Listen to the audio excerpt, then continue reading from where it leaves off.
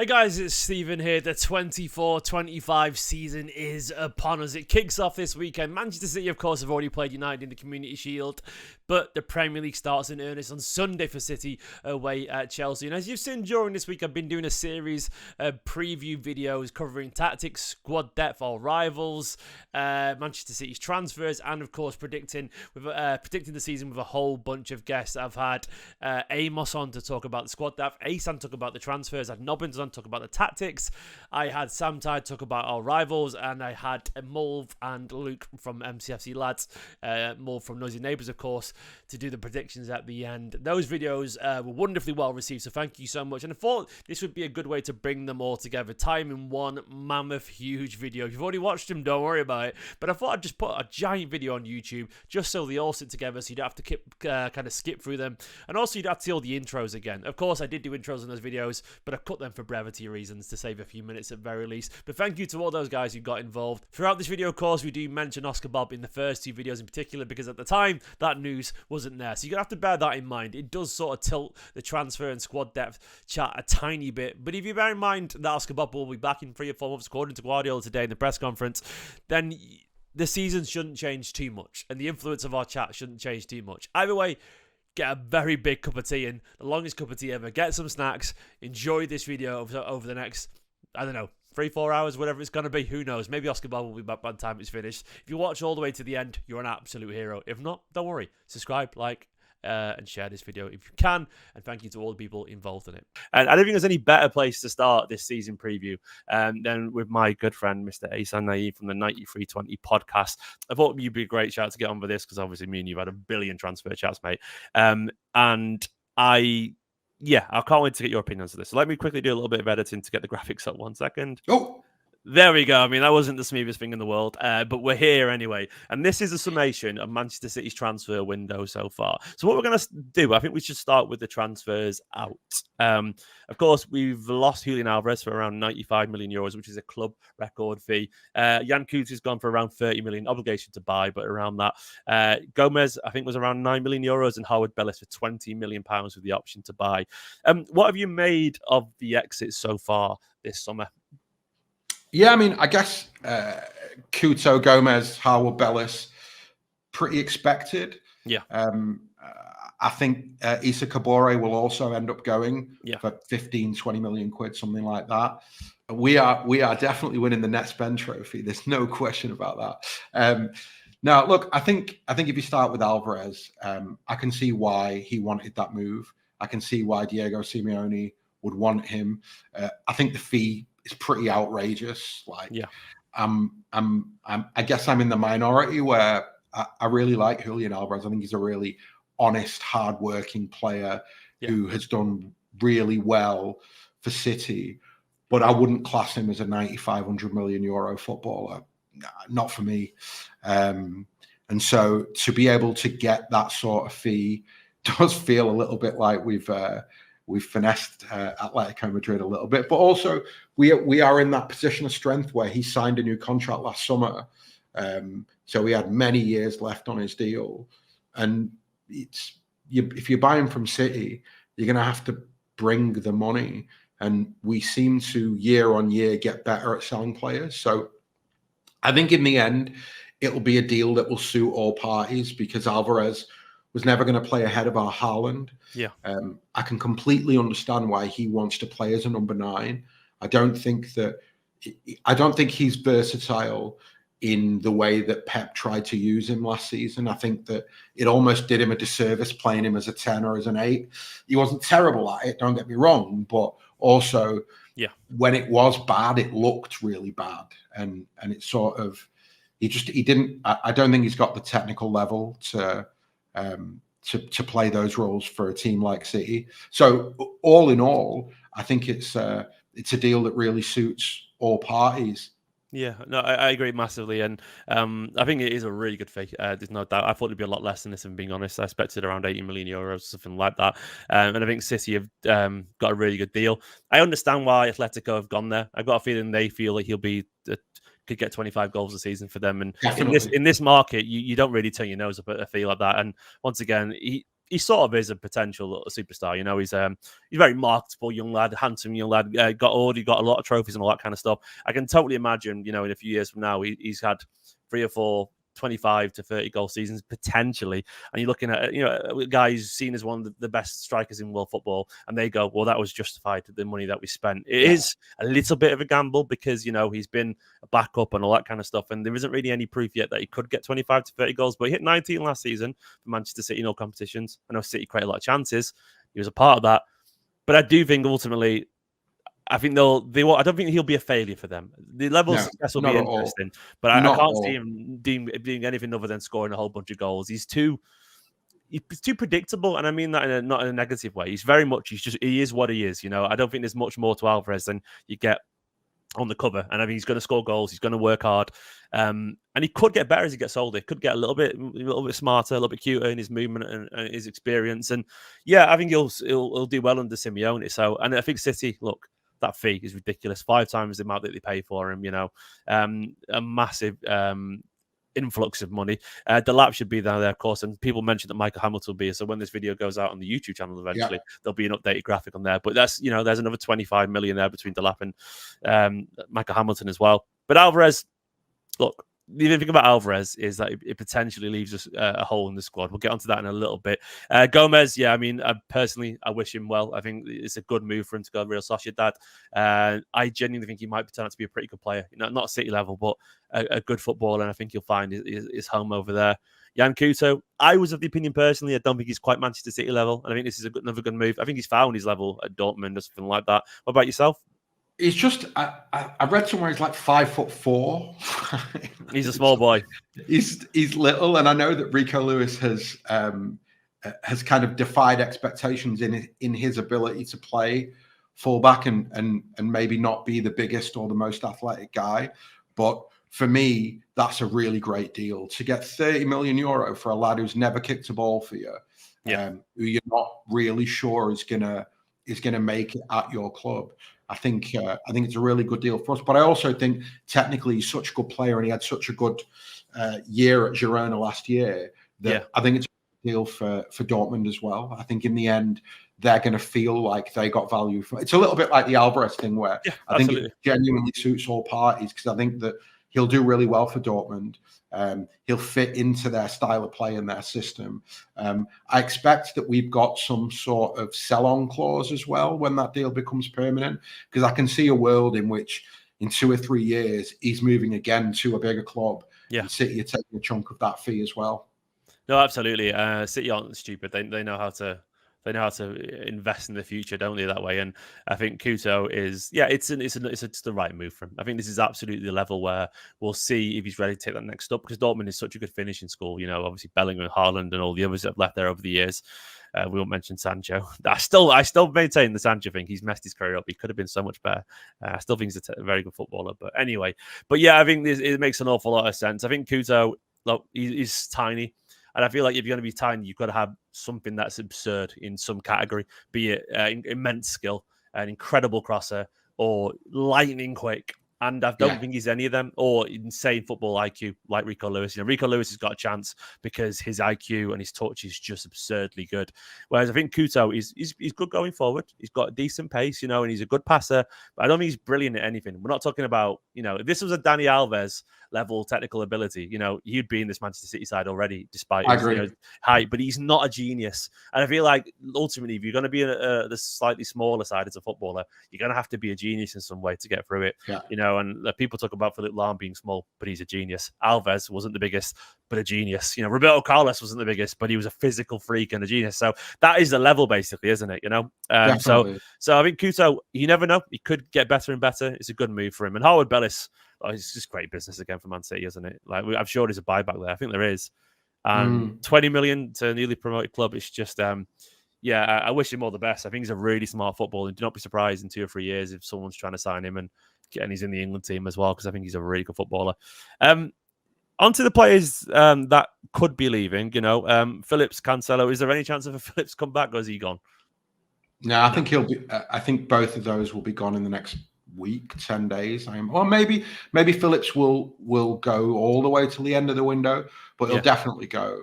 Like, I don't see a world in which he stays. And I see no world in which João Cancelo stays at City. No chance. I'm actually surprised that it's got to the stage where he was back at the CFA training. I thought that they would have. I thought they maybe would have just gone, we're going to get this done before the players report back. But no, he'll definitely go. He's got leaving on a free in a year or two written all over him, in my opinion, Cancelo. Like, Mate, I think his contract is really long. Like, is it? Like 27 or something like that? I think there might still be 3 years left to run on that horrible João Cancelo contract. I'm going to Google it right now out of curiosity. So last time, so in 2022 he signed a 2-year extension, but that was an extension. 2027. There you go, mate. Do you know what I mean? He's got 3 years left on that deal. That's gone badly, hasn't it? Ugh. It just reminds you how good it was going until that moment. It was literally only several months early that he signed the contract, and then everything imploded, and that's football, isn't it? That's a disaster, but that's no, he'll end up going for 5-10 million somewhere or something like that when there's a year left, which is a shame given the player of his quality. Although I have read, and it does sound like City are quite adamant that they want him gone permanently this summer. Okay. And so I do think that there's a world in which it ends up being a loan with an obligation to buy at Barcelona. I think I've read somewhere that City are prepared to take 20 million euros next summer. So a loan with an obligation to buy probably is the most likely scenario for him. It's very affordable for pretty much any decent team, and he's definitely worth it. You know, a happy Cancelo is 3-4 times the amount of that in terms of value. But it is what it is on that front. I think there's been other players left. Ben Knight, of course, not really worth mentioning. The young lad gone to Murcia. Good luck to him, and obviously Callum Doyle joined Norwich on loan. I felt he might have got a Premier League loan, so that's a slight. I'm surprised by that. You know, I thought, but I think I read somewhere that the coach at Norwich is somebody who's really highly rated. I don't know who it is, but I think that might be part of the thinking for him and for City. I think he'll end up being a Premier League defender as well. Absolutely. I mean, you could see signs of it even in the preseason games, actually. He looked way more experienced than the young lads around him. And you could really see, which quite enjoyed, by the way, you can really see that McAtee and Doyle, they've been on loans. You can just feel it. And like you get a sense of when a player is no longer just academy lad and they're a seasoned pro. And that's the feel I got from Doyle and McAtee. I can see Doyle coming back to City. I think that being a left-footed ball-playing centre-back who played at left-back for Leicester as well, I can fully see a world in which he does another year's loan. If you look at the age of Ake, for example, as a natural replacement for Ake over the next 2 or 3 years, Doyle is... we're in a weird spot right now where I think that because of the age of some of the players in the first-team squad, I think there's a huge opportunity for a lot of these kids. If they develop in the right way, if they get the right experience... There's going to be ample opportunities for a lot of these kids, and you know, it would be. I mean, you know, because you've always loved this, like the idea that in your first team you can have 5, 6, 7 players from the academy. That's you know, that's huge. It's really, really huge. The amount of money it saves you over a decade. If you look at the financial rules that are in place. If you're suddenly in a spot where I was thinking about this for Bernardo Silva and Kevin De Bruyne, right? So KDB, Bernardo, you would expect over the next 2 years will leave. But then Oscar Bob, Phil Foden, James McAtee, Claudio Echeverri, who's coming from River Plate next summer. I mean, you've got 4 lads there who you would expect 2 of them could replace the 2 senior players without really spending a penny. And I think that putting yourself in that position where you can succession plan internally, it'll be huge for the club. Absolutely, it will be. And I think City know what they're doing. And I think this is why they're quite calm on this. I saw the goal Echeverri scored the other day. It looked absolutely, looked brilliant. And he's got Gallardo as well as the manager, hasn't he? So he's in the right place to learn. And I feel like the Echeverri comes to Man City will be a different one because of that returning manager than the one. Absolutely. Which is great. I feel like his development could just rocket now because he's got some of the most progressive managers and he really is a brilliant manager. So yeah, that's great. And I agree about Doyle. I mean, I think the telling thing for me for Doyle is that he's out on loan still. And like City don't see him rush to sell him. They really like him. They know that he's got such natural ability. He's technically excellent. Like he can ping a pass Laporte style. And I think his crossy carries on developing as well, because I do think there's a talent there. Let's go on to the ins, and it's just the one so far. Savinho, or formerly known as Savio, he's joined for around 25 million from sister club, put it that way, Girona, the City Football Group side. We've obviously had a brief glimpse of him as well, but I think there's a lot around Savinho, which is interesting. The rumours that he's going to be challenging Oscar Bob for a right winger role, but he came on with his left foot the other day and looked interesting. And I think Savinho is an interesting signing for many reasons. It's a different profile. He's young. He's a Brazilian wonder kid, which is exciting. But also, I think he probably, with the Alvarez exit as well, and the squad looking different now, I think he's going to force how we play to change a little bit when he's on the pitch. And I find that quite exciting. What have you made of this signing? Yeah, I think I am not a huge fan of Jack Grealish and Bernardo Silva on the left wing and the right wing. I think we've seen a lot of that, and I think that it has stunted our creativity, and it hasn't really got the best out of Haaland either. Yeah. And I think that Guardiola was pretty clear in the press conferences that he's done in the last week, 10 days, that one, now he's got the option to play wingers on their natural side. He can play Savinho on the left and Doku on the right. Two, he just talked about how getting to the byline and getting crosses in is a great way to feed Erling Haaland. And I think three, if you look at what he said about Oscar Bob after the Community Shield, he actually didn't criticize him, but said, the one thing that I think he has to improve is he has to be braver. He's so good at taking his man on. He's got to take him on more often. Yeah. He basically said too often he plays sideways or backwards. And I think that sort of encouraging the wingers to go at their man, basically saying, putting the marker down of, if you're going to play in that position, you've got to beat your man. Do you know what I mean? You've got to be brave and you've got to create things. I think that will naturally make us a more exciting team to watch. And I think it'll naturally get the best out of Haaland as well. I have to correct myself. I said Girona. It obviously came from Troyes, not Girona. I don't want the Premier League on us there, because that would be an illegal transfer. And it'd be 116 charges. I meant obviously come from Girona in terms of he's just spent a season there, signed in from Troyes, of course. It was a hard deal to strike that one. Very hard deal to strike for many reasons. But no, you're right. I do feel like the way what Savinho's going to bring, he's by nature, he's going to force Bernardo central and probably Foden central too. And I really like that. I feel like it's a natural progression of this team to essentially go back to wingers. You can play out wide, you can beat people. And like yourself, I was really encouraged to hear those words, encouraging Oscar Bob to beat people more often, be less passive. Because look, that's to me Guardiola saying, look, I already know you can do the pauser thing. I know you can pick the pass, and I know you can do that, but you're a devastating dribbler. Go for it, run at people, cause chaos, strike fear. And what he'll try and do is he'll try and make him overextend in that way. Then he'll find the middle ground, because that's what you do. I always think in general, push someone with someone, and they find the natural balance in time. Things always snap back to a more reasonable balance. And I think that's what will happen with Oscar Bob. And look, Savinho, to me, look, it's exciting. It's an inherently exciting transfer. And I'm already impressed in that very brief Community Shield run out with his composure and how much he looks like a senior player.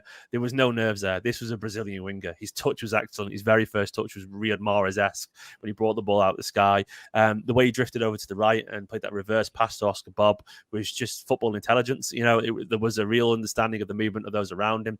That pass gets better every time you see it. The pass to Oscar Bob, it gets better every time you see it. It's like 3 United players. He's taken 3 United players out of the game, and Bob's touch takes the 4th one out of the game. It's so simple. It's so simple as well, but it's just knowing when to do it and knowing to go over there and overload with Rico Lewis on that side. And then you had a 19-year-old, a 20-year-old, and a 21-year-old on that side who created that goal for Bernardo Silva. And look, I think Savinho, sometimes a small transfer can force a whole squad to change. Like the knock-on effects of Savinho coming means now Foden's going to play central, Bernardo's going to play central. We're almost certain going to have a dribbler on each side, probably every single game. And I think naturally the expectation on Bernardo and Foden, De Bruyne will be different. And I think naturally the effect on Haaland will be different because he's going to have wingers, doing cutbacks and whipping in crosses, and he can take a corner as well, Savinho, by the looks of it. So I think this is going to be really interesting seeing a guy come in who's very willing to cross to a big man. We saw it last season a lot at Girona for Savinho. So I think it's a really exciting signing. But what about it's I think one of the things that one of the not problems with Savinho, one of the perception problems with the Savinho transfer is the release clause. It's so low, and because of the fact that he's come via Girona through the CFG, there's not that natural excitement. Yeah. But if he played for Villarreal, for example, he'd be €100 million footballer, and it would be like the most exciting signing of the summer. Nico I think Williams. If you look at it, right, that was the example I was going to use. Nico Williams. I think you look at Antony, you look at the kind of the proliferation of even Isaac, who moved to Newcastle, who played primarily on the wing when he was at Sociedad, but he did play up front as well. But my point is just more that, the fact that the release clause was so low, it's meant that there isn't a natural excitement. But I dare say that in 8 or 9 months' time, we'll all be sat around going, well, he's €100 million winger. Absolutely. And I don't even feel that's unlikely. I think it's very obvious that some players are on a trajectory, and the only thing that's going to stop him is bad luck. Like Savinho, to me, looks like a guy who's going to the top. And look, I was actually looking at him statistically, and there's when you do those little kind of charts in the in the circle, whatever, I don't know what they're called, but either way, there's a lot of similarities to Vinny Jr. There really is. You'd be surprised, in terms of like the way he affects a game. And I feel like we've got, we look across to the Spanish sides and they get the Vinny Juniors and the Rodrigos and whatever. I feel like we've got one. I feel like we've got one potentially who could, become an elite winger here that we tend to see at Real Madrid or someone like that. And I maintain there's nothing more exciting in football, not many things more exciting than a Brazilian wonder kid. The other thing more exciting than that is watching academy players break through. And guess what? We're going to see that as well. So this is why I'm so excited for this season. I feel like it's going to be a lot of flair, a lot of fun. And look, we're going to see... Bob and Savinho is just... And then we're going to see at one point, mate. I think there'll be a day when Haaland's not there. So Oscar Bob will be at false 9. There'll be Doku on the left. There'll be Savinho on the right. There'll be Foden and De Bruyne with Rodri. And it's going to be like stupidly exciting. And it might be chaotic, but there's going to be so much. It's going to be electric. And I can feel it. And I got a feeling we're going to attack so differently because these guys force it. So we will see. What about the players that we haven't brought in? Actually, do you know what? How big was keeping the likes of Ederson, KDB, and Bernardo? Because Ederson was going to go. It felt like he was going to go at one point. I thought it was done deal, but he stayed. Ortega signed the new contract as well, of course. KDB here for at least another year. Bernardo's still here. Is that important?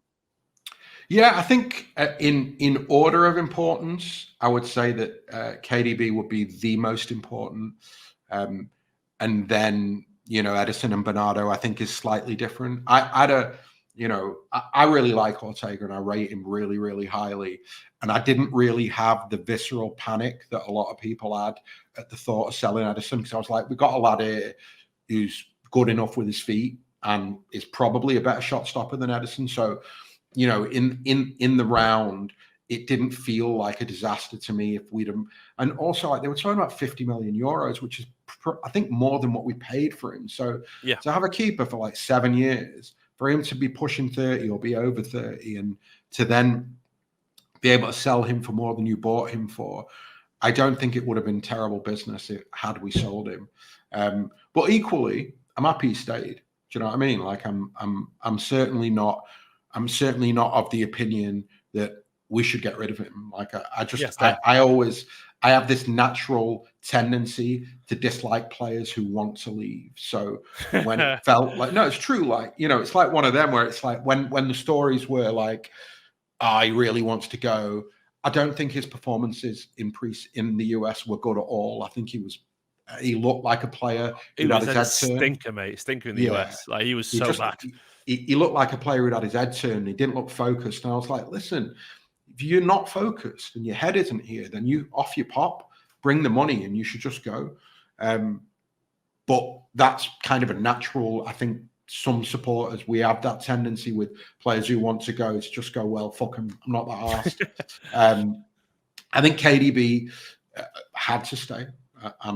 I always felt he was going to stay, and he had to stay. I think Bernardo, I want to see him centrally this season. Same. I think the kind of Bernardo on the wing thing, I think we're kind of done with that now, particularly with the wing options that we've got. But keeping, the fact that you keep that nucleus of players together and you have these young players who come in who have a little bit more space to develop, because there is strength in depth in those attacking midfield, attacking wide areas, I think is only a positive. Absolutely. I agree. And I think everything that's happened plays into City this season really nicely. Like I think I'm glad that the Oldham stayed. I think Bernardo, there's been less noise around him this summer. I think he's very much accepted his role, and I'm happy that I think he's going to enjoy his football this year. I think he's reasonably settled in Manchester for the first time in a while, actually. I think he's just decided, if his Community Shield performance is anything to go for, I think he's going to enjoy this season a lot. I know this is a transfer section, but we definitely can talk about that a little bit, because Bernardo, mate, and I know there's been a lot of noise around it, and he's annoyed some people because he wanted to go. But that, if you want to win people back, that is how you do it, Bernardo. Like that was. I maintain a lot of that anger was just because it was his birthday, and he had no debt. He had, I know he said it because he would kick the ball out, but I still think he was just fuming that he could lose the Community Shield on his birthday, and Garnacho was the reason. And I feel like he was just angry at him, and I think I love that side to Bernardo Silva. He's a little shit, and I love that, because I know I'm emotional that way as well, and I know I used to lose my temper when I was losing, and I think he knew that he just needed to kick someone and get a reaction. And I compared on Twitter a little bit of Roy Keane that way, and there is a little bit of Roy Keane to that, where sometimes you just got to get the crowd going, and that was the turning moment. It really was, And Bernardo, yeah, what a legend! That celebration. He loves City, and he bloody does hate United, and he hates Liverpool too. So that's enough for me, mate. What about the players that didn't come in then? So what do we make any more signings for the end of this window? Because Guardiola's been uncharacteristically open. He essentially put out an ad in the paper for a striker. He's getting Gary goals in, and we need to score. You know what? Actually, he put two ads in the paper. He put one in for a backup striker, and he put one in for a midfield player. I think the point that he made, which I sort of understand, was when he sort of said, whoever comes in, it's hard because Rodri will play every game that he's fit for, more or less, and Haaland will play every game that he's fit for, more or less. So I think that's why he made a point of saying, if we're looking for a forward, we're looking for somebody who can maybe play centrally, but maybe play wide as well. Yeah. And the same for the holding midfielder. He said, maybe we'll look for a holding midfielder, but somebody who can play a little bit further forward as well. That versatility gives those players more opportunities to start games. You know what? I don't have any reason to say this other than a gut feeling, but my gut feeling is City are going to end up signing a footballer between now and the end of the window. I agree. I just think that there's more games. I think that there's an awful lot of money sort of floating around at the moment at the club, just from the outgoings. I think that just from a general vibe point of view, it's good to sort of freshen things up and get a couple of players in. And finally, part of me feels like there's also going to be an outgoing still that we maybe don't expect. I've got a gut feeling that there's going to be an offer come in for somebody from somewhere that's going to go, oh, okay, that's going to suit all parties for that transfer to go through. So I think City will end up signing a footballer. I'm interested on the exit, because you look around and I don't even know who that could be. You'd have to be an awful lot for a lot of the key players. I don't see any key players leaving. Maybe a Nunes type or something like that. Nunes, I think if I look across the squad, I think Nunes and Kovacic have got the potential to have offers and maybe get sold. I think Kovacic is harder because he's the only Rodri backup you've got. So I think you almost, have to sign a player if you're going to let him go. And even then, I'd be really resistant to that. Núñez, yeah, I think it's possible. Alvarez, I felt was possible at the start of the summer. You know, let's see if there's an offer for Kyle Walker from Saudi. There's been a lot of talk around that. I don't know. Like, I'm not sat here saying that a player will definitely go, but I think the market is going to be a lot more unpredictable than normal in the last 2 weeks of the window. I think that a lot hasn't happened, and I think there'll be a lot of clubs that will try and do a lot of business in the last 10 days. And so how that then affects City, we'll have to wait and see. Look, we signed one of our best players on the last day of the transfer window in 𝙤𝙬𝙞𝙩𝙬𝙚. You know, 𝙤𝙬𝙤𝙬 was a phenomenal signing last minute. City are not against a bargain or recruiting if they need to. And I think when you look, you know, we've lost Alvarez and Sergio Gomez. I mean, very different levels in the squad, but they are part of the squad. And technically, you could argue that because we sort of Gomez played in midfield a bit. We've replaced his squad number with Savinho or whatever. But Alvarez is gone. You know, he was a guy who had an awful lot of minutes last season.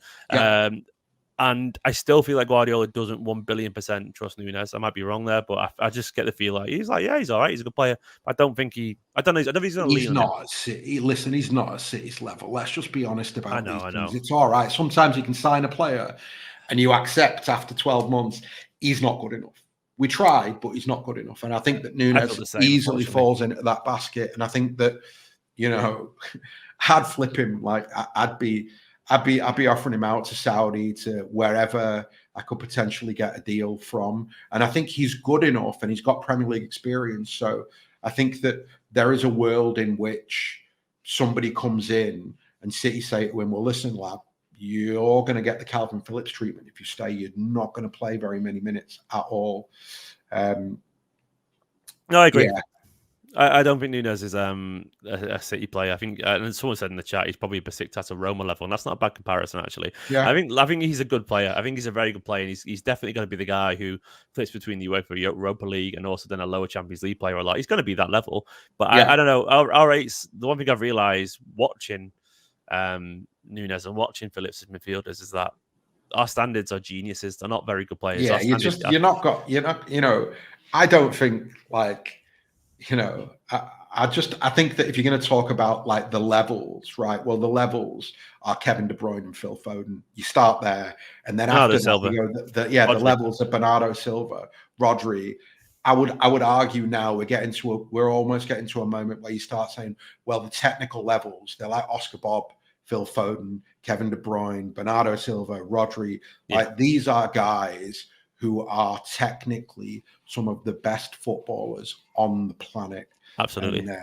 And so, like, as good, you know, you can be a very good player. We have a couple of very good players in our squad, but they'll never be that level. Like those, when you're looking at succession planning, when you're looking at, you know, the next 2 or 3 years, which I think how you've got to look at transfers right now with the kind of the age balance of the squad, I think, you know, you got to be next level to get into the team. Núñez is 26 in a couple of weeks, and that's the thing is, like, he's a good player, but I feel like 26, you know what he is already. He'll get better, absolutely, but he's not going to be a transformational change in how he plays football. I just don't really see it, in my personal opinion. And I think, I don't want to just dunk on Núñez because I think he's a perfectly fine footballer, but our levels are geniuses, and that's what we should aim for. You could genuinely build 2 greatest Premier League 11s of all time, and if you wanted to, probably put just Manchester City midfielders in, and it wouldn't be stupid.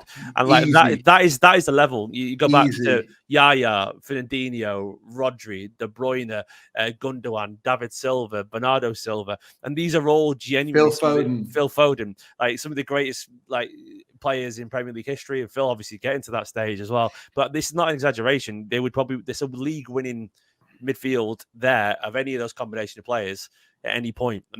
I just don't see Núñez as that level, and that's not his fault as such, and it's probably a bad transfer. So the long story short is, I do feel you're right. There's a potential if a good bid comes from City, to accept it in a heartbeat. There's a little tweet going on during this that City apparently still feel Núñez would be keen to join. Not Núñez, sorry, Bruno Guimaraes would be keen to join them. Do you think there's any hope of that transfer still, or is it dead in the water? I would love it still. Who has said that? He's from The Athletic. He probably is just a general news article, you know. Yeah, it feels like a generally newsy thing. I'm so on board the Adam Wharton train. I feel as though I'm actually the driver of the Adam Wharton train. I'm with you, mate.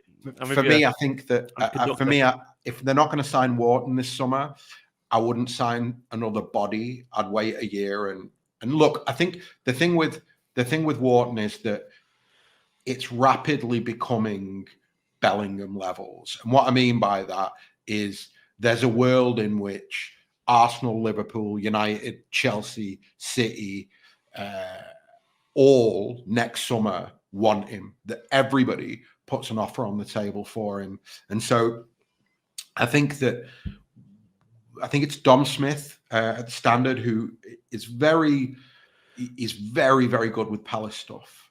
And he's obviously got good sources in there, and he did a story before the Euros saying that City have basically made it be known that they like Adam Wharton and they want him. And I think that where I'm at with him as a player is there's no way that you watch, for example, his performance at Anfield 4 months ago. There's no way you don't watch that performance and go, he's a City player in waiting. He's just that good. He's got that level. Like he's basically a number 6 who's got the quality to play as a number 8, who can play in tight spaces, whose intelligence and use of the ball is so good. And the way that the thing I like the most about him is he likes forward passes.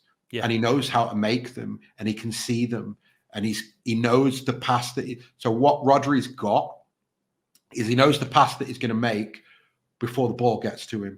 Gundo used to have that. He knows the pass that he's going to make before the ball gets to him. Adam Wharton's got a little bit of that. And I think that if you look at how much we value our centre midfield players in the way that we play, I think it's almost impossible that City aren't, like, if not at the front of the queue, certainly, close to the front of the queue in terms of talking to his agent, letting it be known that he's a City player in waiting.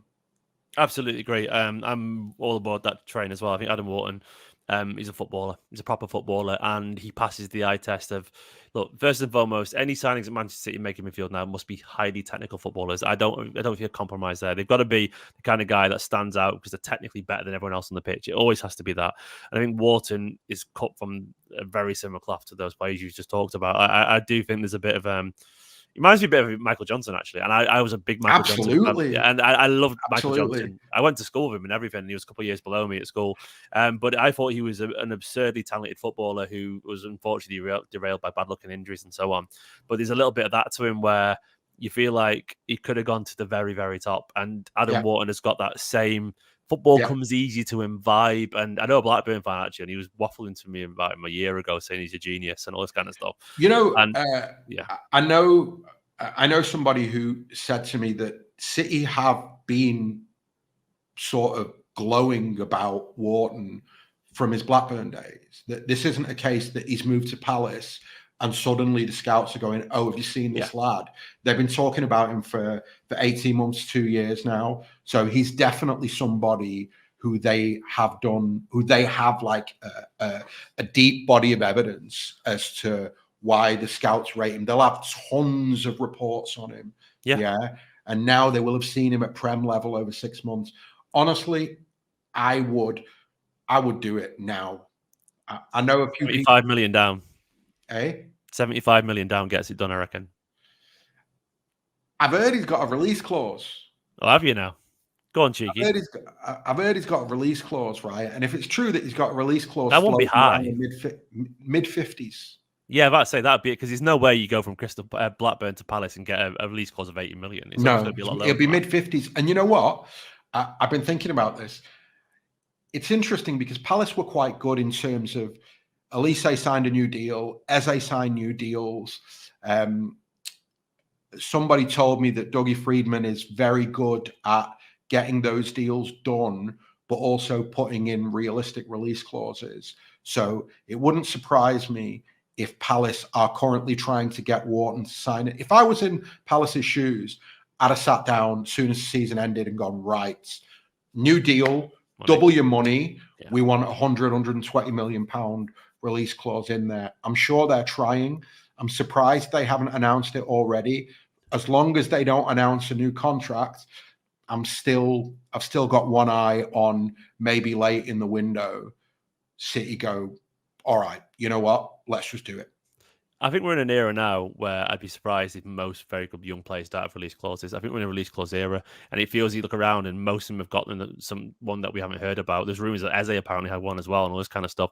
And there's rumors about Olasey and everything. I think it's way more common than we realize because the market is so absurd. The only way to really protect your future a little bit is have a release clause, which is a reasonable fee, that clubs can afford. Like if you had a release clause of 90 million, no one's going to pay it anytime soon. But it was 55. People go, well, actually, we would do that. Yeah. And I do think there's potential for that to be true because if I was an agent, I'd be always making sure my players had release clauses. I would even say accept a slightly lesser wage, but you're going to protect your future if you go as far as you can. And also, like I think right now you have to be cognizant of the fact that a year from now is just going to cost you more money. Exactly. Yeah. Because if he stays there. If he's got a release clause, he'll sign a new deal because it's in everybody's interest because he'll double his money and he'll get a higher release clause that he knows somebody will pay. Yeah. Yeah. And if he's not got a release clause, just the natural ebb and flow of the season means that barring a bad injury, he will be whatever they're asking for now. You can add 40%, 50% minimum on top next summer. Yeah. And also, I'm kind of looking at it. So there's two ways of looking at this. One, you go, well, he gets another year of Premier League football playing week in, week out. Whereas I look at it the other way and I go, you know what? It's never too early to be coached by Pep. Like for me, if you've got the opportunity to join City, bed in for a year under Pep, the opportunity is. And the other thing is, so what is it? It's the World Cup in 2 years. Yeah. So next summer, do you really want to move in the summer before a World Cup? A lot of players will think about that and go, well, if I move and I move to a big club and it takes me 6 months to bed in, maybe I'm not going to be established first team regular. Absolutely. In the build up to a World Cup. So there's arguments to be made for, look, I'm telling you, I'm the train driver here. So I'm making every argument under the sun to get it done now. I'm expecting the tickets made. Don't worry, I'm there with you. I would say in general, as well for City, look, I would, if I was City and I don't know what Pep's going to be doing, I mean, they don't know yet. I really probably believe that. I would generally be trying to get any exciting signings in like that as soon as possible because I feel like next summer would be a weird one if Pep moves. Because I think a lot of people are looking at City and waiting. Don't get me wrong, with City, we'll still get great players in. But I do feel they've sat there and go, well, let's see what happens. Who unfolds? Who's the manager? Blah blah blah, etc. And we know how long these deals take to do. They start negotiating months in advance. So I feel there'll need to be a little bit of clarity around Pep's future. And I mean, like, get him in now, get him a year, and then even if Pep leaves in a year from now, at least Wharton's had a year, alongside of Rodri. So we'll see. Anyway, we're sort of pipe dream territory there, and I'm with you. But to be honest, for me, I've always maintained if we're going to sign a player now as a midfielder, sign someone who can start alongside Rodri. I don't want to back up Rodri. I want a guy play 6 and 8. Then when Rodri needs a break, you put that guy where Rodri is and put Kovacic or Bernardo alongside him or whatever. That to me is the best way to deal with it. A guy who's ready, sharp, fit, and knows the role. Essentially, it's not a coincidence our best backup 6 was Gundogan, who plays every week as an 8 and understood how to be on that pitch and be out there. So that's where I'm at. That's why I think Bruno as well is a very good fit for that because he would play alongside Rodri and do a very, very good job as well. So we'll see. I think there's a potential for City to splash the cash because look, the money is burning a hole in City's pocket right now. And the graphic, which will be updated as this video goes out, finally on the big end of week compilation will show that we bought in Liam Delap's money as well and Michael Hamilton money. So there's like well over £100 million that's come in this summer, and City can spend big. So we will see how it goes. Asan, thank you so much for joining me for this part 1 of my big season preview for this coming campaign. It's been an absolute pleasure, mate.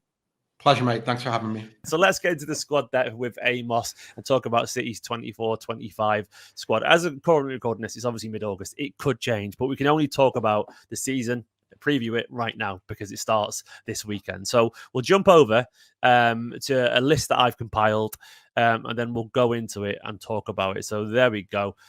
This is the squad depth as I've written it down for recognised players that I think will be there. You'll already turn around and go, well, what about people like Peroni or Kabore or Wilson Esbrand?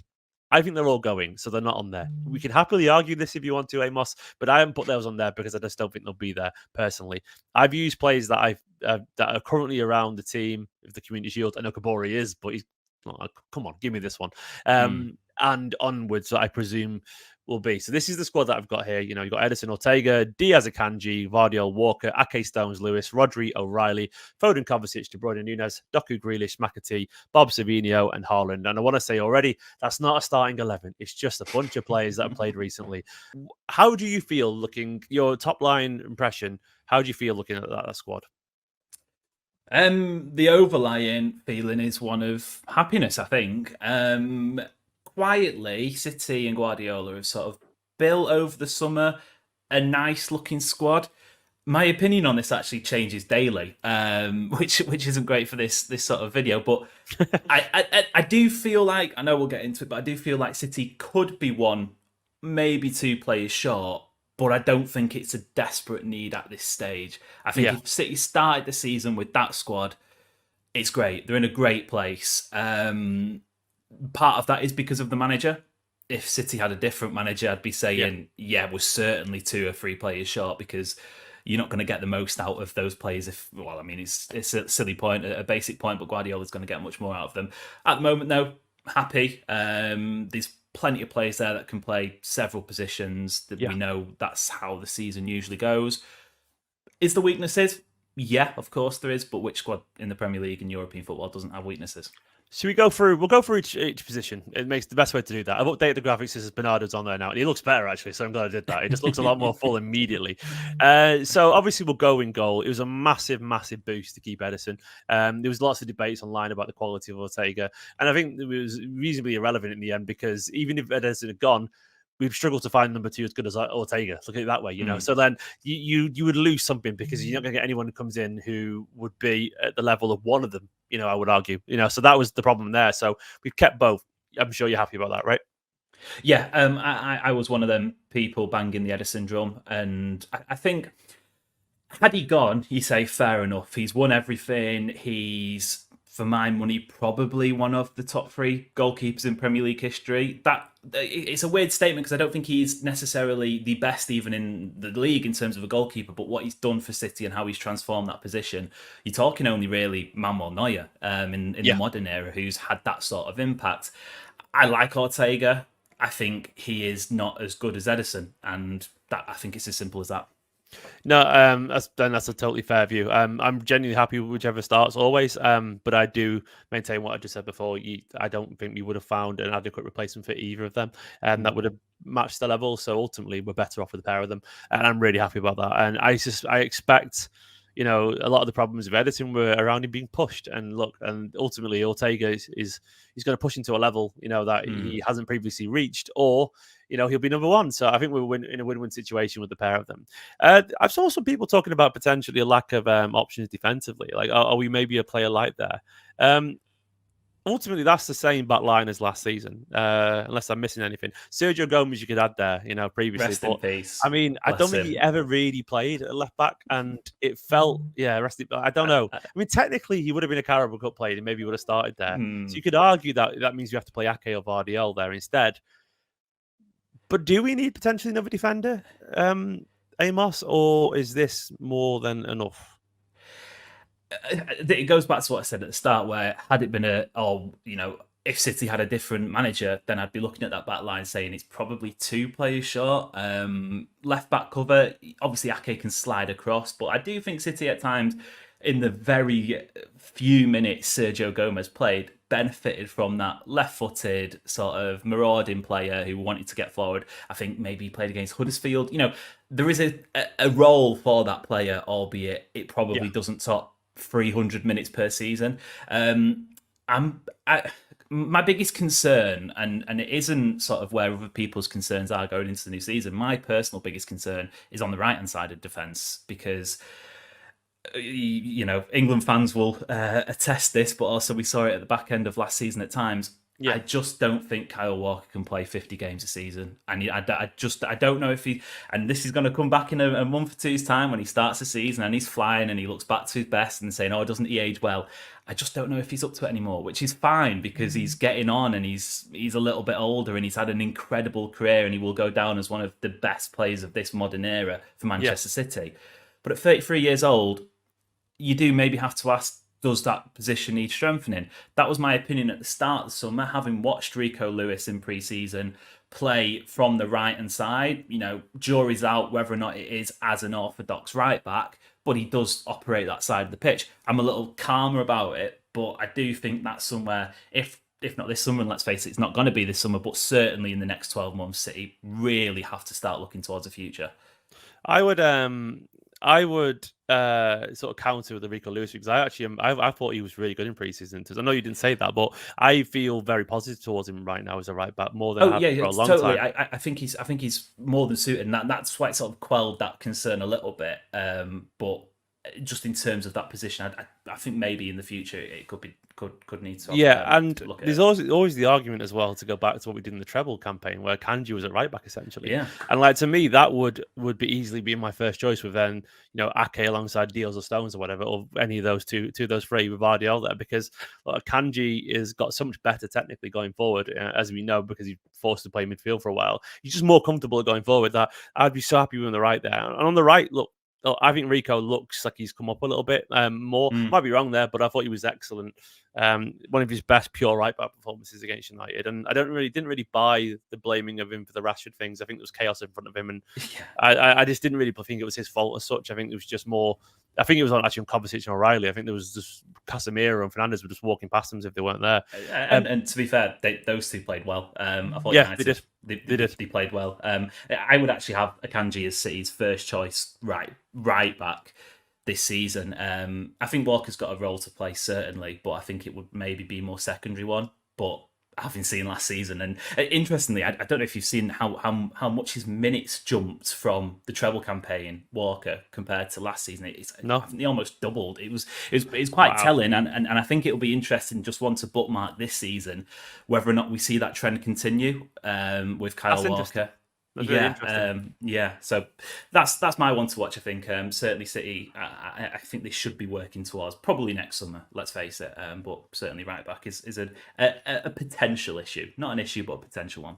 Elsewhere, I mean, I think I'm fine with that defense. You could argue for maybe one more versatile player, but I think there's a push. I think ultimately, Vardiel, Diaz, Akanji, Ake, Stones, Walker, Lewis is enough. I reckon. I mean, you can make that work, can't you? Calvin Phillips isn't on there, and people in the chat are happy about it. But I'm sorry. Come on, he ain't gonna be here. It would be fun if he is there. Fair enough. I should have put a list of players there, maybe at the side who have their futures and sorted. There's always a chance that a player hangs around because they can't get a move, and it wouldn't be, I guess, a freakish coincidence if Calvin Phillips couldn't get a move.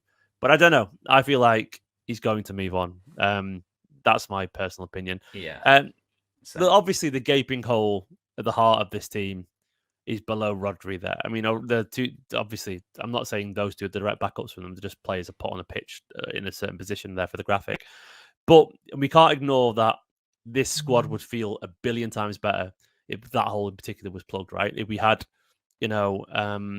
a reliable option. I'm of the opinion, and I've said this before online, and I stand by this. Look, I understand in a big game, there's no alternative to Rodri. Would be absolutely done in. We'd have no chance. But I don't really buy it that we should fall to pieces at home against an Ipswich or whatever. I feel like the reason we did last season, Pep didn't try hard enough to make it work. I'm sorry, that sounds quite aggressive, but this should be some combination of Fernando, that'd be great, Fernandinho, Foden or Bernardo or Kovacic or Rico Lewis or whatever, all these players and De Bruyne, there's more than the quality there to pick a free and then have them do the job against someone at home. So I don't buy that, but I agree. I agree that ideally someone who can play alongside Rodri, a pure quality, they could start alongside him to step in when he's not there would be great. How concerned are you about the potential Rodri situation? Again, it's an opinion that keeps changing every day because I think if you look at the paper as we're doing now and you look at the squad in front of you, you say, yes, that is objectively an issue, but it only becomes an issue when Rodri isn't there. And even he's going to start the biggest games, of course he is. He's also going to start the medium games. He's probably going to start the sort of the smaller to medium games as well, just because how reliant City are on him being there. I think even if you had a backup, and we saw this a little bit at the times Calvin Phillips was available in 22-23, Rodri was still playing the sort of the games where you say, all right, just take him out. But it's like Haaland, Haaland's going to play whenever he's fit. Rodri's going to play whenever he's fit. I think the only time we really saw him rested in the running last season was before the Real Madrid at home game, which ironically Kovacic stepped in for. And I do believe he's grown into that role. Let's not forget, he arrived, obviously a seasoned professional, super experienced, but he only arrived at City last summer. And to sort of absorb all of the Guardiola information you need to play that position, it's going to take time. So if August 30th, the deadline, whenever it is, comes and goes, and City haven't added in that midfield, I'm not losing sleep over it until Rodri tries to chokehold Morgan Gibbs-White again, or he gets sent off, or it's so flippant, but it only becomes an issue when he isn't there, and you just have to touch wood, cross fingers that he is going to be there. I can't help but feel he is. If that happens, it's because Pep's gone, we'll make do. I know people don't like hearing that, but ultimately, I don't. It's just sort of his call, and we can talk about what Pep's very good is getting away with it, and he got away with it last season, and we won the league. And I do wonder if he thinks, well, look, I'm not saying this is right, but devil's advocate. I do wonder if he thinks, well, we did it last season. Kovacic was a year more experienced. As you're saying, he's definitely more capable of probably playing at a slightly higher level. Bernardo is absolutely going to be central this season. We hope, and I think he will be, and we'll get onto that in a minute, because obviously there's an issue there on the wingers. Hopefully De Bruyne back. I know it's a different position, but the point I'm making is more midfield options, which would, if you have better players even ahead of the defender, it tends to even more of a chance as well, because teams camp deeper and all that kind of stuff. So the more quality available, usually there's more solutions. And I wonder if Pep will thinking, well, we can make it work. I still feel the reason they haven't gone from anyone is because they want a big signing. I think they want a big signing. I think there's Pep hinted in the press conference, one of his last ones, that they tried a backup, but they can't be a guy who plays every 2 out of 10 games, because it just doesn't work. And I think he's very right to say that. Like, it's why to look at Bruno Guimaraes or someone like Adam Wharton or whatever, who can play alongside him would be perfect, because they get the up to speed, and they're not just dusting off the cobwebs and coming up onto the pitch and hoping to be up to speed in the most important position in Manchester City side. It just doesn't work that way. So I do wonder if City have looked around and gone, well, we're not going to pay 100 million for Bruno Guimaraes, because it's just 100 million. I wish they would personally, but I wonder if they're waiting around for something else. They're waiting around because they're not afraid to wait, and that's what makes us stressed. They waited for Diaz, they waited for Haaland after Aguero. They wait, don't they, to get it done? And I don't know. What do you reckon the reason is if we don't sign him? Do you think he's just happy with it, or market? I agree it would be nice, and I think Guardiola's probably having conversations saying, that's a position that I would like. But I think we also have to sort of address the elephant in the room and say that whoever City sign this summer, they might be playing under a different manager next season. They might be playing in a different league, but that's a completely separate issue. But there is at this point a very, very real chance Guardiola isn't City's manager this time next summer. And if you go out and I know exactly, but we do have to sort of address it in the lens of this summer. And if you go out and splash 9 figures on Bruno Guimaraes and say, look. And I mean, it works alternatively. I don't think he would take much tempting into coming, but you say you've got a year under Pep Guardiola, that most players in world football would absolutely take that. But the new manager comes in, he's going to want a transfer kitty to work with. You're going to then have different positions. Kevin De Bruyne, for example, he might not be here. Ederson, his contract might, it's going to be a big summer next year, whatever happens, whether it's with Guardiola or without. I just do wonder if the biding the time a little bit and waiting for that, because like you say, they're used to being patient, and while Guardiola's in the chair, you'd back him to solve any problem, even if he had 11 players for the entire campaign, you'd back him to sort of solve it. So I think that's another issue as well, that whatever City do in the transfer market this summer does have that shadow of next summer hanging over them. the Pep departure shadow potentially. No, I think you're right as well. I mean, I do think there's a tendency to lean on Pep a little bit, but I think we presume that isn't a Pep's making as well. You know, I think we presume like, look, if that was the case, that we're constantly going against Pep's wishes, he would have left ages ago. Like literally, it's as simple as that. Like you forget, like Pep goes, no, I want a small squad. I'll be fine. I can play him here, and Pep's head goes, and galaxy brain mode kicks in, and he goes, Bernardo Silva is left back.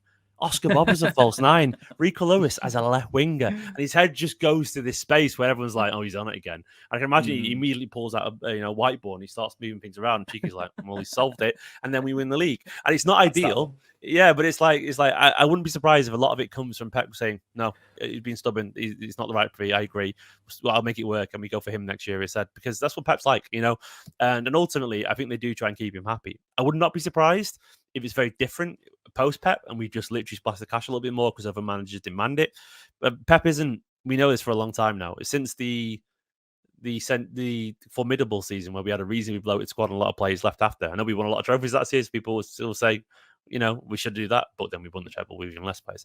But since then, the squad's been quite narrow, so it's obviously very much of what Guardiola's making. So it is what it is. I'm happy to see Bernardo back in the centre. That makes me feel a lot happier. I'm sure you feel the same, right?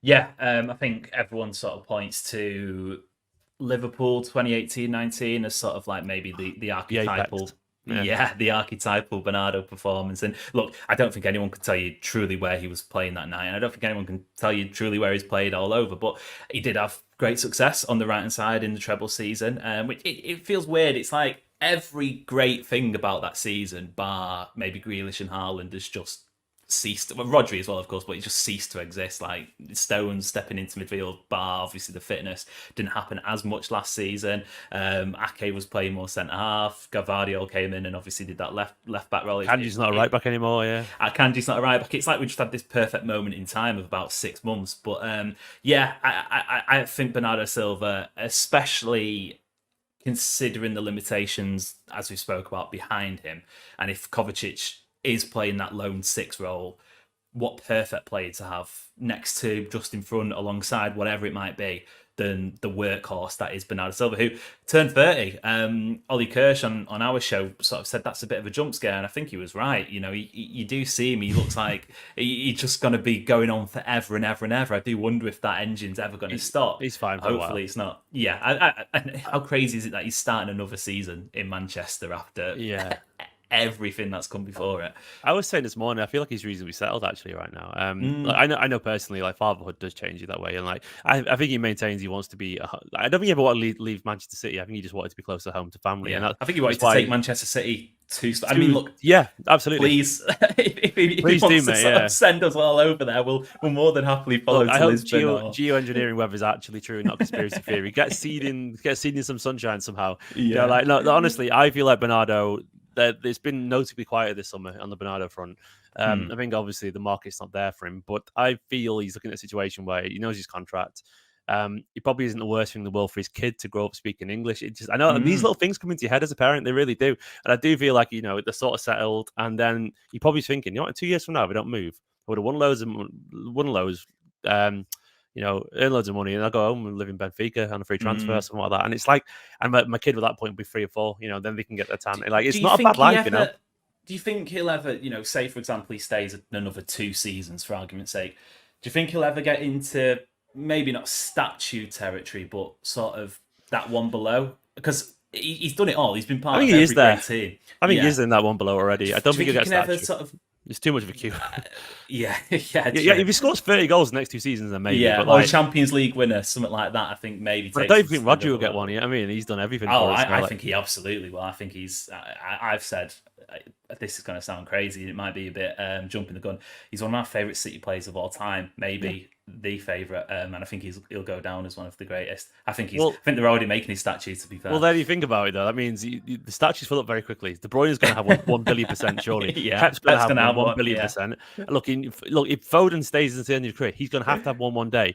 And like eventually, you're going to have a squad outside the stadium. Like there's only so much you can do. There is Stadio Olimpico in Rome. If anyone's ever been there, they do have. I mean, they're like Roman gods and sort of statues there, but they do have loads around the stadium, so maybe that's what they're.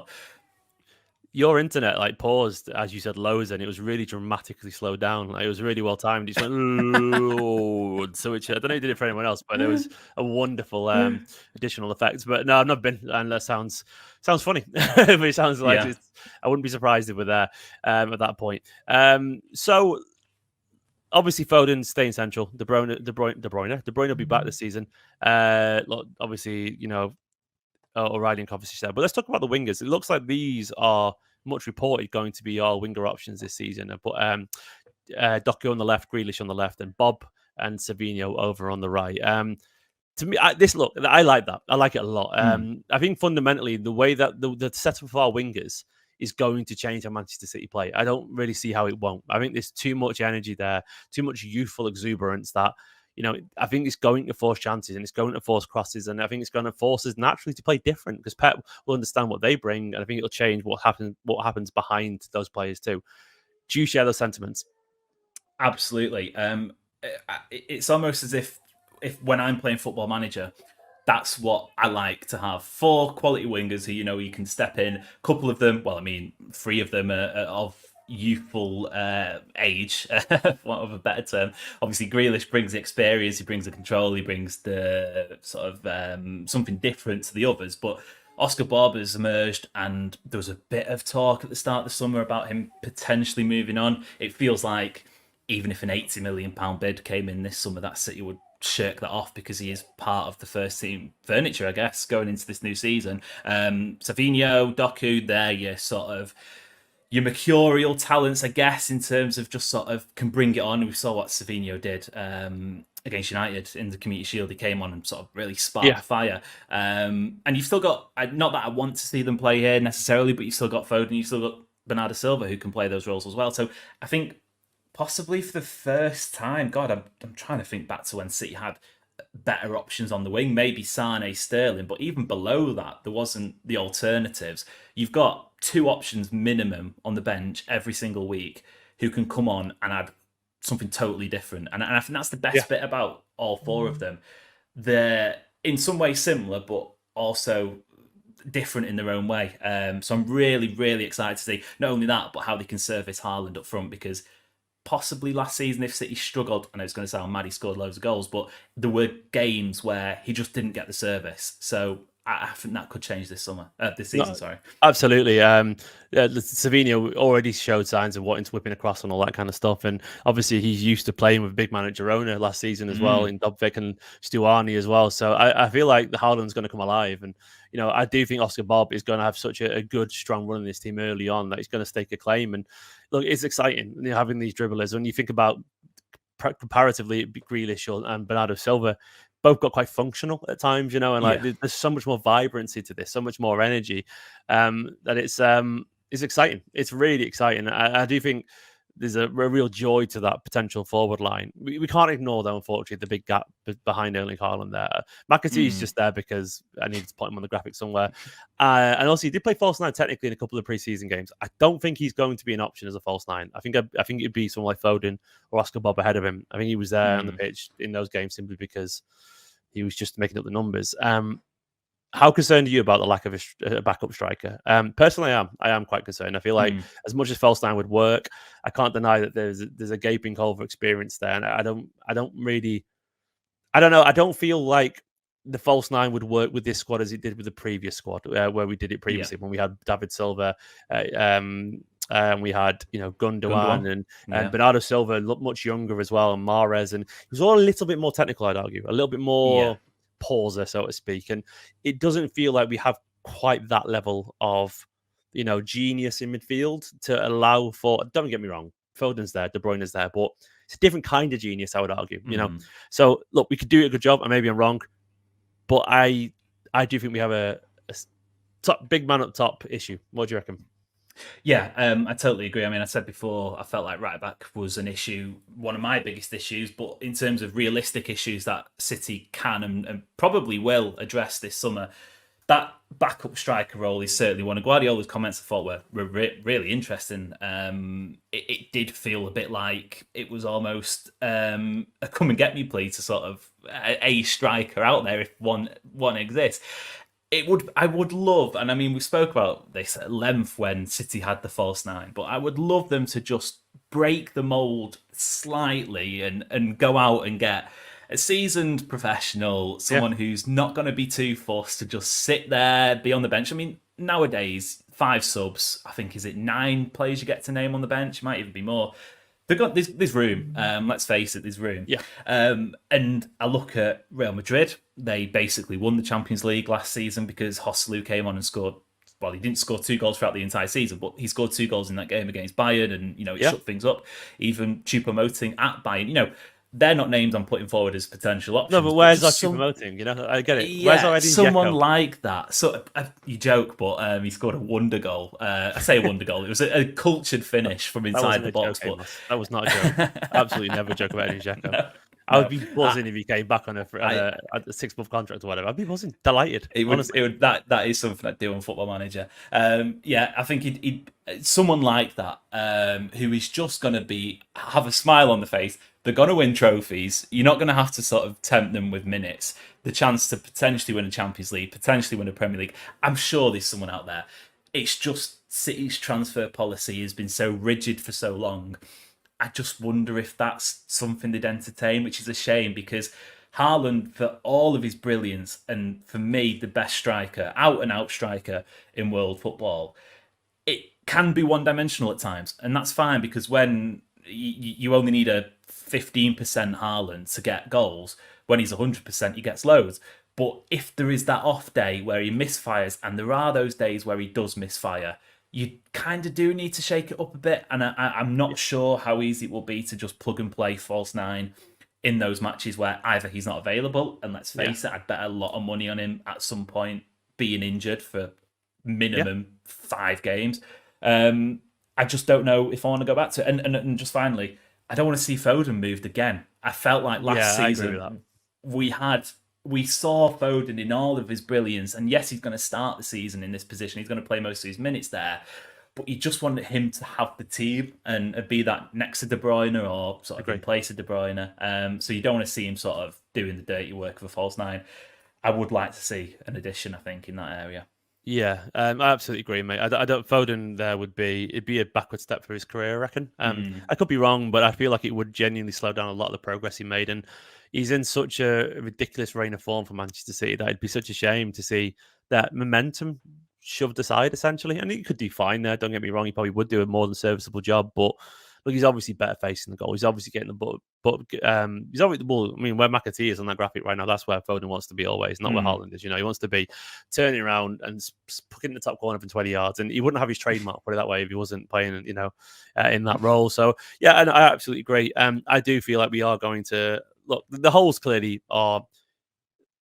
I would argue, which do you think is the bigger issue, the Rodri one or the Haaland one? Back up. I think that's more close than people realise. Yeah, I'd say it's 60-40. Either way, I don't know. I don't know which way, actually. I think it is on a knife edge.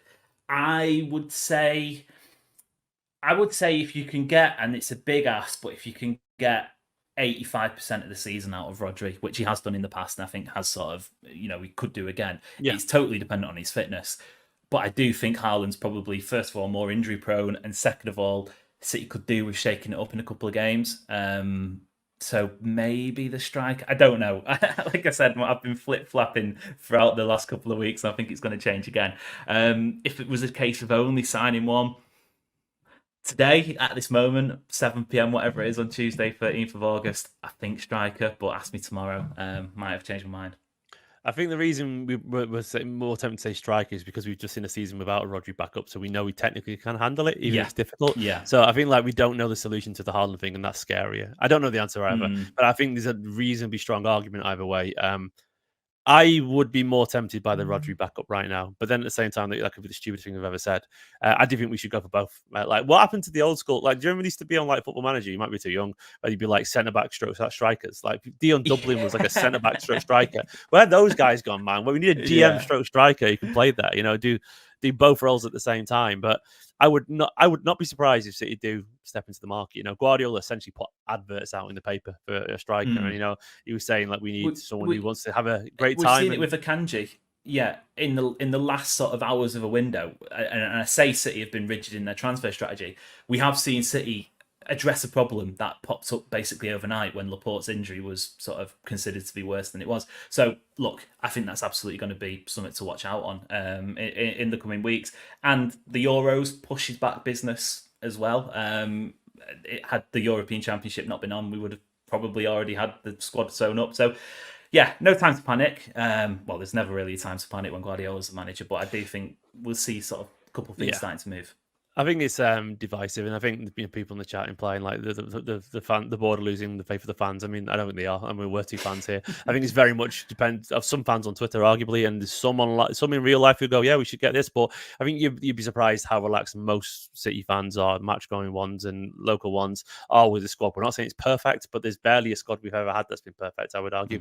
And there's always a hole somewhere. There is, and you look around every single Premier League squad, and there's a hole somewhere, and everyone's got their own player that they're worried about. What if he gets injured? What if that happens? It's the same at every single team. You know, if Saka's out for the season, they aren't leading on Trossard all season. I guarantee you they're gonna struggle there. You know, I don't know the specific examples, but we always get into these minutiae about we want 22 world class players and nothing's good enough.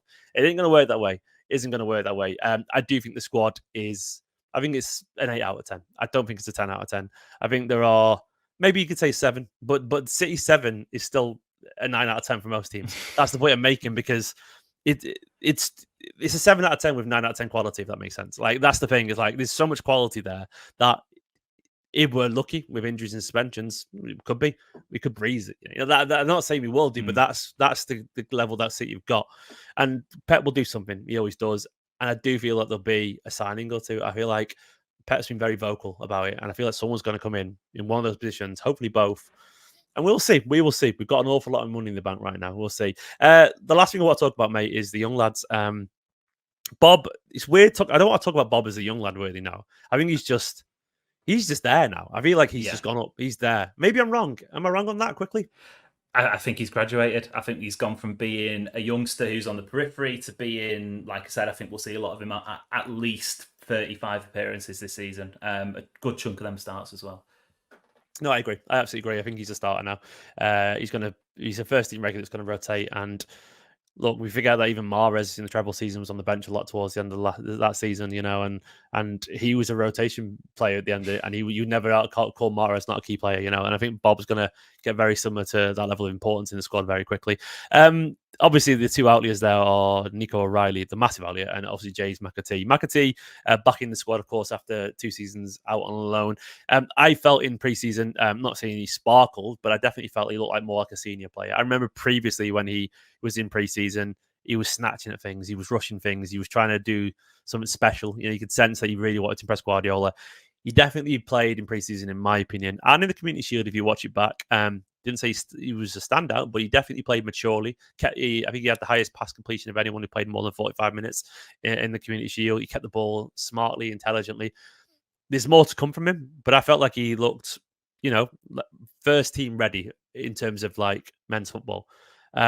Nico O'Reilly, obviously just a kid still. He's 19, but he's very inexperienced in this. The context of Nico O'Reilly, for what it's worth, I know people said he played poor in the Community Shield. He did. I'm not going to deny that. He was embarrassing, but, you know, the context is he was out for Bournemouth all of last season. So he's still on the road to recovery from his fitness as well. And he played 2 games towards the end of last season. Now Guardiola said, right, now you're the first team, and now you're in a new role you've never played before, which is incredibly difficult for anyone, never mind a guy recovering fitness for the best team in the world, arguably, you know. As a City fan at Wembley against United, it's difficult. How much do you think these lads are going to get a chance this season? You know, if you were to guess how many games for McAtee and likewise Nico O'Reilly. Yeah, I think Nico O'Reilly will be a player who's there, and I think we'll see the chunk of him bar, I don't know, a League Cup first round game against Wickham or someone like that. I think we'll see the chunk of his minutes come in as 5-minute cameos at the end. I think for Nico O'Reilly this season, the most important thing will be training with City players and being around those, sort of understanding the deeper level of what it means to play. Because you saw it with the likes of Rico Lewis, Oscar Bob, McAtee as well. When they're on the pitch, they know what to do, and there is that underlying knowledge from being in City's academy. But it takes another thing to sort of work with a Haaland. It takes another thing to work alongside a De Bruyne. You know, those top elite level players in European football. So look, I would be surprised if we saw O'Reilly more than 15 times. Maybe that's a bit small. Maybe certainly less than 20. McAtee, I think that's though, about right. I think 15 is right. I think that's enough for what it's worth, by the way. Yeah. 10, 15 games for a Yeah, guy of his absolutely. age.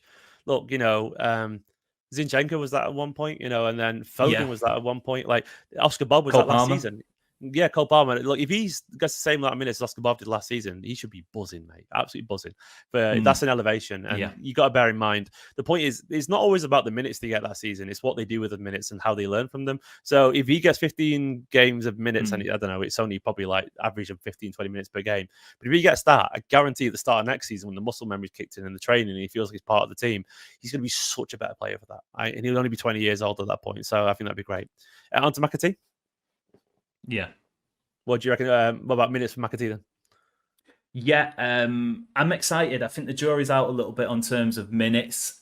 Is it going to be more than 20 appearances? Is it going to be sort of around that 35 mark? I think it's probably at this stage closer to the 20. But again, that's absolutely fine. I think his job will be alleviating the pressure on Foden, on De Bruyne, possibly starting, I don't know, thinking off the top of my head, not Ipswich because it's this close to start the campaign, but a game like that when you've got Champions League sort of 1 week and you've got, you know, I don't know, FA Cup. I think he'll come in for them sort of matches. But I think I'm excited to see it more than anything. I think for so long we've been sat here saying, how great would it be to start seeing more of these academy players? We had it with Foden, we had it teased with Cole Palmer, and unfortunately, I still maintain I'd have kept him over. You know, I'd have had him in the squad now. And then Rico Lewis, obviously, we've had plenty from. We're starting the season with 5 academy graduates in the squad, which is. Look, yeah, it's perfect. It's absolutely perfect. I'm excited to see it. If City don't win a trophy this season, I'm just excited to watch how the squad works out. Yeah, absolutely. I do think James is going to get some football. Not loads. I don't think he's going to get loads because I think it's going to be difficult. But I do the random thumbs down on your screen there, which is funny. You had a bubble pop up on your screen with a thumbs down. I don't know what caused that. Who knows? Either way, you generally did your video player. No, someone's big thumbs down. Trolling me. Yeah, but either way, what I was going to say about McAtee. The way I feel about McAtee is like I'm not going to pretend he was incredible in preseason, but I do think Pep's genuinely fascinated by McAtee. I think people forget just how good he was at youth level. Like you go watch compilations of him playing for England. And the reason I'm saying that is because this is the easy way to catch up. I saw them in person a lot of these games for youth level, and he was a special talent. He would drip past people for fun, play beautiful little reverse through balls, put it in the top corner from 20 yards. You know, dart past 2 or 3 people and putting a perfect cross on top of Liam Delap's head. He was so good. He was so good, and he was easily the guy for England's youth teams as well, as he was the guy in a team with Cole Palmer, Liam Delap, and all that kind of stuff. He was excellent, absolutely brilliant. So I guess the point I'm making here is that Guardiola knows how much natural talent he's got. And it might be a little bit dormant in a Manchester City sense right now. But I feel like McAtee's doing that thing where he's sort of trying to ease himself into it, you know, and get a feel for the team. And Foden did that a lot at first as well. Foden kept it very simple when he first came through. A bit younger, of course, but he did keep it simple.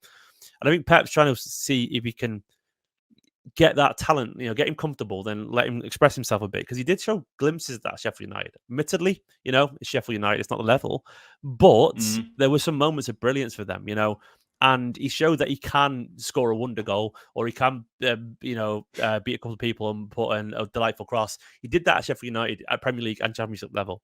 So if you can do that for them, he'll be on the ball more here. If he finds his feet there, I think there's a player there. I'm not saying he's going to get 30 games a season per se. I don't think he will do. But I think if he gets 20 appearances in all competitions and 10 of them are starts, I think that's more than enough for where he's at right now in his career. Because, you know, I don't know. I think he's there on merit. I do feel even if we'd bought some people, I think he'd still be in the squad, because I think he would say, "Can I stay?" And Pep would go, "Sure, I like you." And I think that's where the situation is at. I think McAtee's there because he wants to be there. He's told, you know, Pep he wants to stay, and Pep's gone, "Yeah, I want cheeky, let him stay. I want to see what he goes to." So I enjoy it. So overall, look, the squad isn't perfect. I think we'd probably agree with that. It's not perfect. There are obvious flaws in that squad, and I think they'll be addressed in some way.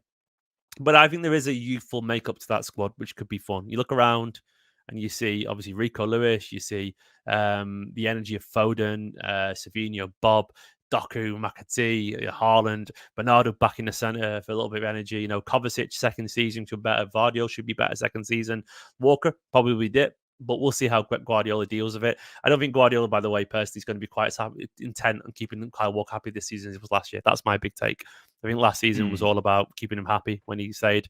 This season, I don't think he's going to be quite as strong. I might be wrong there, but we'll see.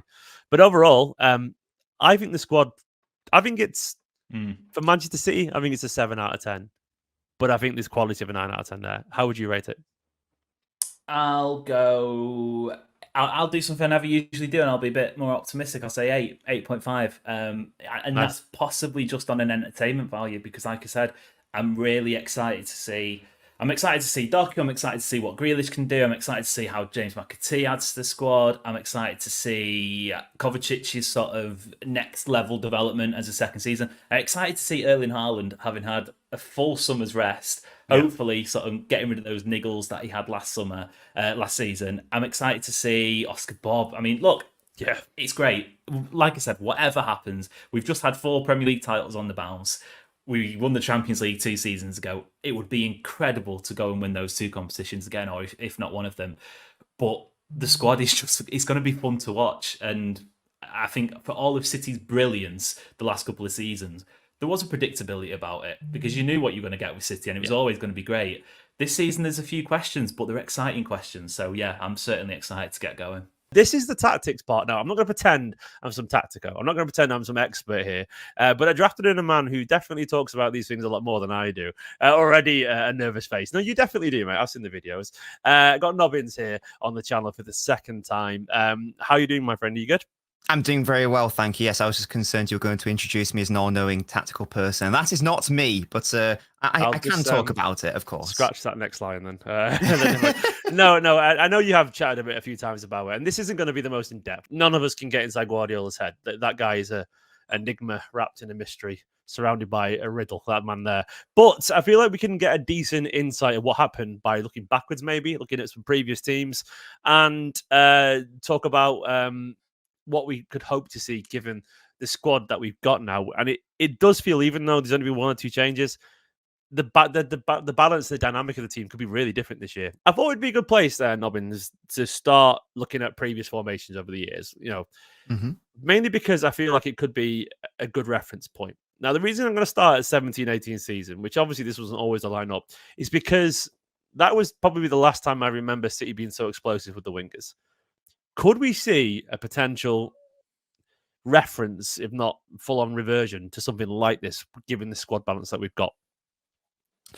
In terms of the attacking, I don't see why not. That definitely could be replicated because the key features of this 17-18 setup offensively, we had like the 2-3-8s, David Silva and De Bruyne. You could say that's Phil Foden, De Bruyne. But the main feature was the flying right-sided wingers. You have a left footer on the left, a right footer on the right. And we do have access to that at City now. We do have Doku, who's played, I know he played mostly on the left last season, but Fellaini was more so of a right-sided player. Savio, I think he is a right winger more so, but he played most of the last season on the left. So it's definitely an option, and it definitely could be a thing, especially when you think if we've got a big, tall striker. If you think of whenever City are struggling to score, what do we end up resorting back to? We try to cross the ball for Haaland to attack. The main reason why I don't think this would work necessarily is because of the man in the middle, Fernandinho. As brilliant as Rodri is, on the ball, etc. In my opinion, the only real reason why this worked at all was because Fernandinho locked down the entire midfield on his own. He's one of only very few midfielders capable of doing that. As good as Rodri is, that's not Rodri's strengths. Agreed. So this is why I think that it can't be a carbon copy. So people hoping we're just going to go back to 17-18, exactly, and exactly. It's not going to happen exactly because Rodri, we saw last season, there were games where he was overran. We only looked better when Kovacic was played alongside him. But there could certainly be some principles. As I say, it's two-sided, two-footed, wide players potentially in Sane, Sterling, Savio, Doku, as I say. The main reason why I don't think it will work, as I say, is because of that defensive midfielder situation against. Not a slice on Rodri. Rodri does things Fernandinho can't do, vice versa. I feel like I need to address the elephant in the room, the live chat you're watching. A lot of people talking about an apparent serious Oscar Bob injury. I hope you guys are absolutely waffling there. It's coming from via Big Steve saying he's got injured in training, apparently. Look, guys, we're going to have to part that chat for now because it's all rumours and there's no point discussing it and derailing the video fully, because it won't really make for good viewing if you watch this back, and it could be confusing.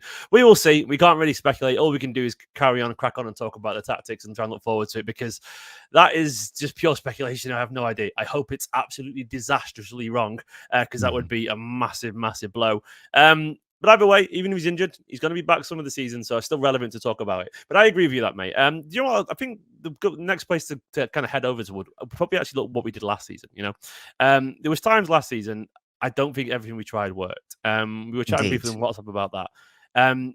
In particular, I would say there's elements of this side. This wasn't always obviously a starting 11. I've actually got 3 different graphics from how we lined up last season. This was one iteration where we often saw a Kanji step into the field alongside Rodri. Julian Alvarez obviously sort of playing as an 8/10, pushing alongside Haaland. For me, I always felt the problem here was that we had too many defensive players. Even Ake was pushing up a little bit every now and then, close to goal. We had a Kanji sort of drifting where Foden is on that graphic. To me, it didn't feel like it worked. Are you of the same opinion? Yeah, exactly. Shameless plug, I do have a video on my channel which does go into every single tactic City used last season. So after you finish this stream, go watch that video. But yes, in terms of this one, you're absolutely right. Akanji did a very serviceable job in the Stones role. But again, he isn't John Stones. He wasn't able to do it properly. There were too many times where he wasn't really able to evade pressure in the same way that Stones is able to do so. He didn't really know the areas he should have been picking up in the same way that Stones did. But he gave it his best shot and he did an okay job. But I think the first time I saw us do this was in the Chelsea game at Stamford Bridge, if memory serves. And it was absolutely suicidal to do that against the Chelsea side, who were so happy to just counterattack on us. And they overran us in the midfield constantly and bypassed us constantly. So yeah, it just did not work from a build-up perspective, made us much easier to press. The Alvarez in the midfield issue was something that plagued City's issues all season, or the majority of the season anyway, whereas the Akanji experiment was more just so a few times. The Alvarez being in midfield is not, again, it's not a slice on Alvarez. He's not a midfielder. It's not his fault. Yeah. Doesn't have the best first touch. Doesn't have the 360 vision. Doesn't have the right passing range required for a midfielder. Often we'd also see Foden popped out on the wings in place of, to accommodate Alvarez in the middle. Foden was often placed on the wings. That made him less effective. So that was a key reason why this tactic ultimately didn't work. And yeah. No, I agree. I mean, if you look back at Manchester City's rich midfield history, the guys using the pockets were Gundogan, David Silva, and we had times where, if you know for their own, Alvarez and Akanji were picking up the ball just outside the area and had no idea what to do with it. Because Alvarez is, he's a very good striker, but he's not a great player in the way that Gundogan is, or David Silva, or even Bernardo to an extent. And Akanji, absolutely a fish out of water there. More than competent technically, obviously. Probably would be one of our better players 20 years ago on the ball. But this isn't that era, you know. I'm sure he's better than Joey Barton, but he ain't better than Ilkay Gundogan or Phil Foden. And he was far too close to goal too often. The amount of times you'd see defenders camped back and he would be getting the ball just sort of where Rodri or Gundogan used to get it previously, or Fernandinho. I had no idea what to do with it. And he'd just sort of recycle it out wide constantly. And it felt laborious, and occasionally get the ball on the edge of the area and he gets immediately surrounded because his touch wasn't good enough and he didn't have the 360 vision. So look, it was functional, but it wasn't exciting. There's often occasionally a situation like this where we had Kyle Walker, for whatever reason. Like Phil Foden would start on the right, but he'd drift inside and Kyle Walker would provide width. Now the issue there was Kyle Walker is not an attacking player at all. And it felt like every time the ball went over to that side, we couldn't wait for it to get to Doku on the other side. I don't see this again this season, do you? Yeah, this was, and this is why I think you addressed at the start of the video when you said no one can get in Pep's head. I don't think anyone before the start of last season would have said, oh, of course, we're going to play Kyle Walker. He's going to be our main right winger when we have the ball. I don't think anyone would have predicted that. The reason why he did it is purely to get Phil Foden into midfield, because this is what we call the false winger system. Barcelona used to do it with Iniesta on the left, Jordi Alba pushing up, and Iniesta actually being more of a central player, technically starting off the left. David Silva even used to do it with a Ďež or Kolarov going over on that left side. So the reason why I do it is to get your wide player into the middle. And to be fair, it worked in terms of getting Foden into the midfield. But as you've quite rightly said, the issue then is you are replacing an attacking player with a defender. You've gone from a Mahrez, a Bernardo Silva, a Doku to a Kyle Walker, and this isn't this isn't Walker from 7 years ago. He's not good at attacking anymore. That sounds quite harsh, but he's not got the crossing on him as much, certainly in terms of the build up. And that was the main issue with this, to be honest. And I think you asked, will we see it again? Probably not as much. I think there's a reason why we've signed Savio. I think that Doku will have a big season. I know we're not discussing Oscar Bob's injury now, but hopefully he's fine. And I think there's a reason it also goes to him getting more minutes this season, probably at right wing. I think this season we're going to see more wingers play as wingers rather than fullbacks playing as wingers. So hopefully less of the Gvardiol left wing, less of the Walker right wing. Hopefully, as I say, more of that, and that should help our attacking structure. You would think so, wouldn't you? Yes, you'd absolutely think so. I mean, there's too much quality there out wide, and Guardiola. I think there was at times. Look, we know he's been very vocal about wanting his wingers to be aggressive, and I think there's a large reason why he lent on Doku so much is because Jack's form wasn't there, and Jack was a little bit too passive. Jack Grealish has never been the most aggressive guy, but even by his own standards last season, he wasn't offering much. And given the fact that we're putting Kyle Walker so far up, I think he was feeling the pinch a little bit in terms of creativity out wide. And I think this season will be hopefully a reversion to that. Now, of course, once again, the rumors going about Oscar Bob. Presume he's not going to be out all season, so we can talk about him confidently that he's going to be involved and part of this setup.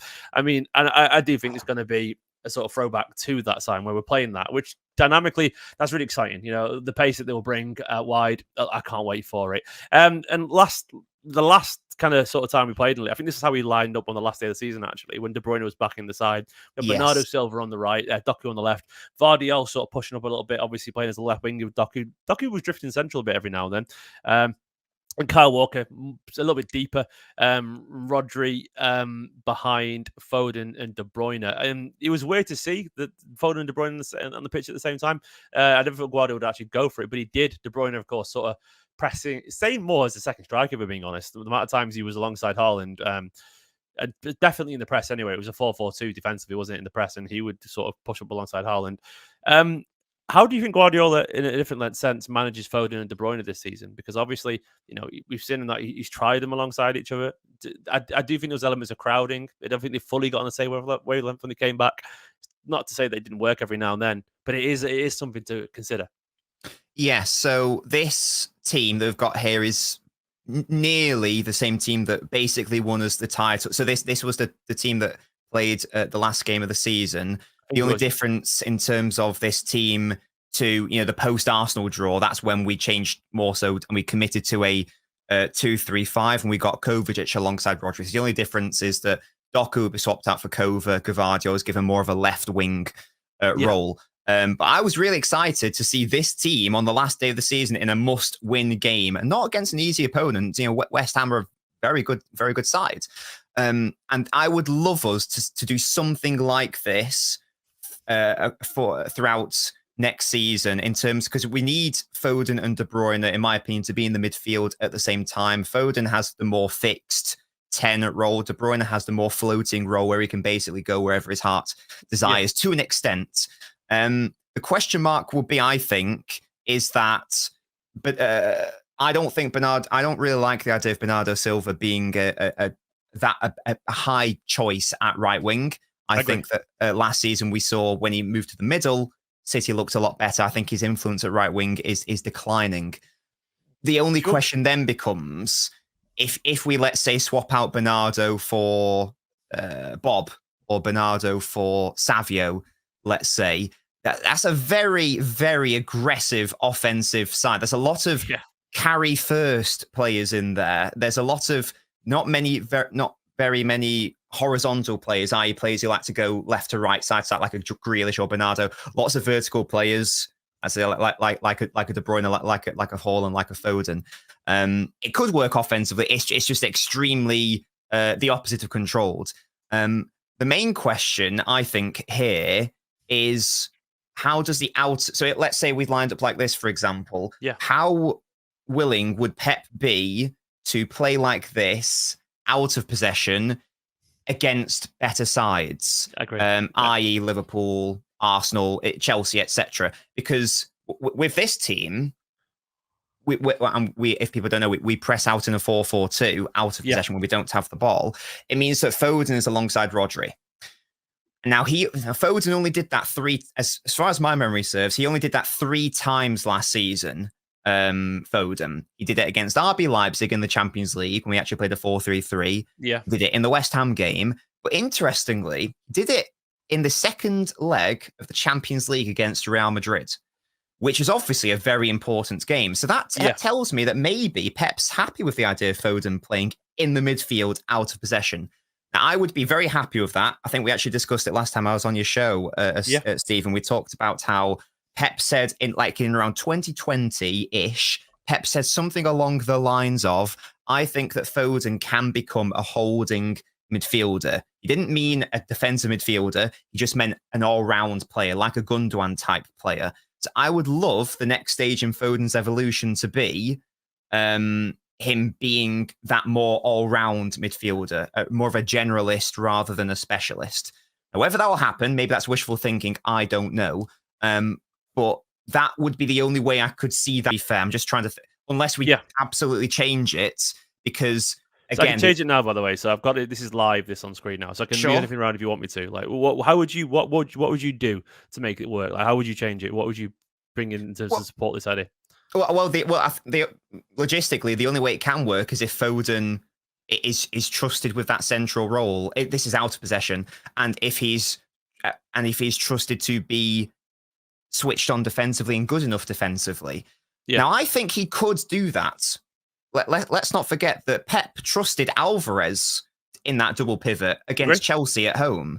Even the first game of the season against Burnley, he played Alvarez in that before De Bruyne's injury. He played Alvarez alongside Rodri. So I think Pep would have the faith in Foden, hopefully. And I think that Foden is only going to get better in that position if he is coached there and if he plays there long term. I've got high hopes that he can do that. I think that could be the next stage in his evolution, because you can't leave Rodri on his own. As we've discussed, he needs some help there. Do you think there's any chance of a reversion? Because I've got one of the graphics I've got up on the screen as well. Is something we haven't gone back to very much was the treble winning season. There we go. Where we had Stones alongside Rodri, Ake, Diaz, Akanji was started, of course, at right back, and when Kyle came on, Jack on the left, Bernardo on the right, Gundo, De Bruyne. Essentially, we played in a 3-2-4-1 kind of thing. Do you think there's any chance of something like that this season? To let Foden go a little bit further forward, Stones or Akanji doing that, or Vardial, do we see him make that move this year? Because or do you think it's a simple case of it's more of a traditional back four? I think we must, and we will either build up in a 3-2 or a 2-3. That is for sure, because Pep loves the numerical superiority. He likes to outnumber the opposition's midfield. So yes, if in terms of that 3-2 build-up, I don't know if it will be the exact same. A lot of it does depend on the fitness of John Stones and or the trust placed in Rico Lewis, who we know can invert to midfield from defence, or can Gvardiol learn how to do that? I think he could learn how to do that. I think he's got the skill set to do that. It's incredibly difficult to do. John Stones, even when City fans, we were watching Stones, we thought, oh, he's perfect in this role. Stones did interview saying, I'm really struggling here. It's really hard. I still haven't quite cracked it. And we thought he was doing a great job there. So it's not like a case of, Gvardiol, shove him in there. It will take time. But I would love to see again this season, now he's had a full season at City, can we try to gradually incorporate that idea when Stones is out, for example, and when Stones picks up an inevitable injury, for example? Something like this, basically. Exactly. And I think that would be an unbelievably solid back four. Ake at left back, Gvardiol left centre back, Diaz right centre back, and then Akanji as the right back. I think that would be really solid from an out of possession perspective. I mean, I put Akanji there because I prefer him to Kyle Walker. I agree. I think he's a smarter player. I think the days of Kyle Walker's pace up and down the right are reasonably not needed to the same extent. I think Akanji's, they probably are. He's fast. Akanji's fast. You know, he's not Kyle Walker pace, no, but he's fast, and we saw how good he was in the Champions League running. He was absolutely excellent. Yeah, brilliant. So I've got no doubt he'd be good there. I mean, I would love to see this. I think it's interesting because Vardy's come in and he's become essentially sort of as a left winger. He's learned this role really well. He's scoring goals from around here, from the edge of the area, getting forward. This would be yet another role change for him. And we do know it tends to take a while for Guardiola to trust a player to play centrally. But then Akanji last season was doing that a fair bit, and he didn't have 6-7 years of experience like Stones did before he was told to try it. So Guardiola might give it a go. I wouldn't be surprised at all. What I would ask you though is like, where does Bernardo Silva fit into this? I think because I got a feeling he's going to play a lot more central this season. I don't think that's a surprising thing. It's almost certain given the wingers that we've got. Is it a case of one of Foden or De Bruyne sits out potentially? Well, the good thing is that there are going to be, or the bad thing, depending on how you look at it, is it's going to be like 60, 70, however many games this season, depending on how deep City go in tournaments. So it's not a case of, this is a starting 11 and why isn't this player on the team? It will never play. There will be lots of rotation. I do agree that Bernardo's presence in this City side should be in the middle. If he has to play, we know he can play on the right. Touching on De Bruyne for a second, he can't play every single game because he's getting older. He's getting more injury prone. And there's no need to start him in every single. For example, again, no disrespect to, let's say, Ipswich at the Etihad. Does De Bruyne need to start that game? In my opinion, no, he doesn't. So I think that's where maybe a Bernardo, for example, would play centrally. I do also think it depends on signings. In my brain, hopefully, we aren't going to be signing a striker. I'd like to see us maybe do a false nine thing. Bernardo Silva's very good at that. So in games where Haaland's out injured, that could be another avenue where Bernardo gets some minutes because he can play basically anywhere, as we know. Last time we did false nine properly was 21-22, and I think this is a random game that we took there, but we know how fluid it was. Back four was usually something like Cancelo, Laporte, Stones, Walker. We had obviously Cancelo getting forward quite a lot and inverting.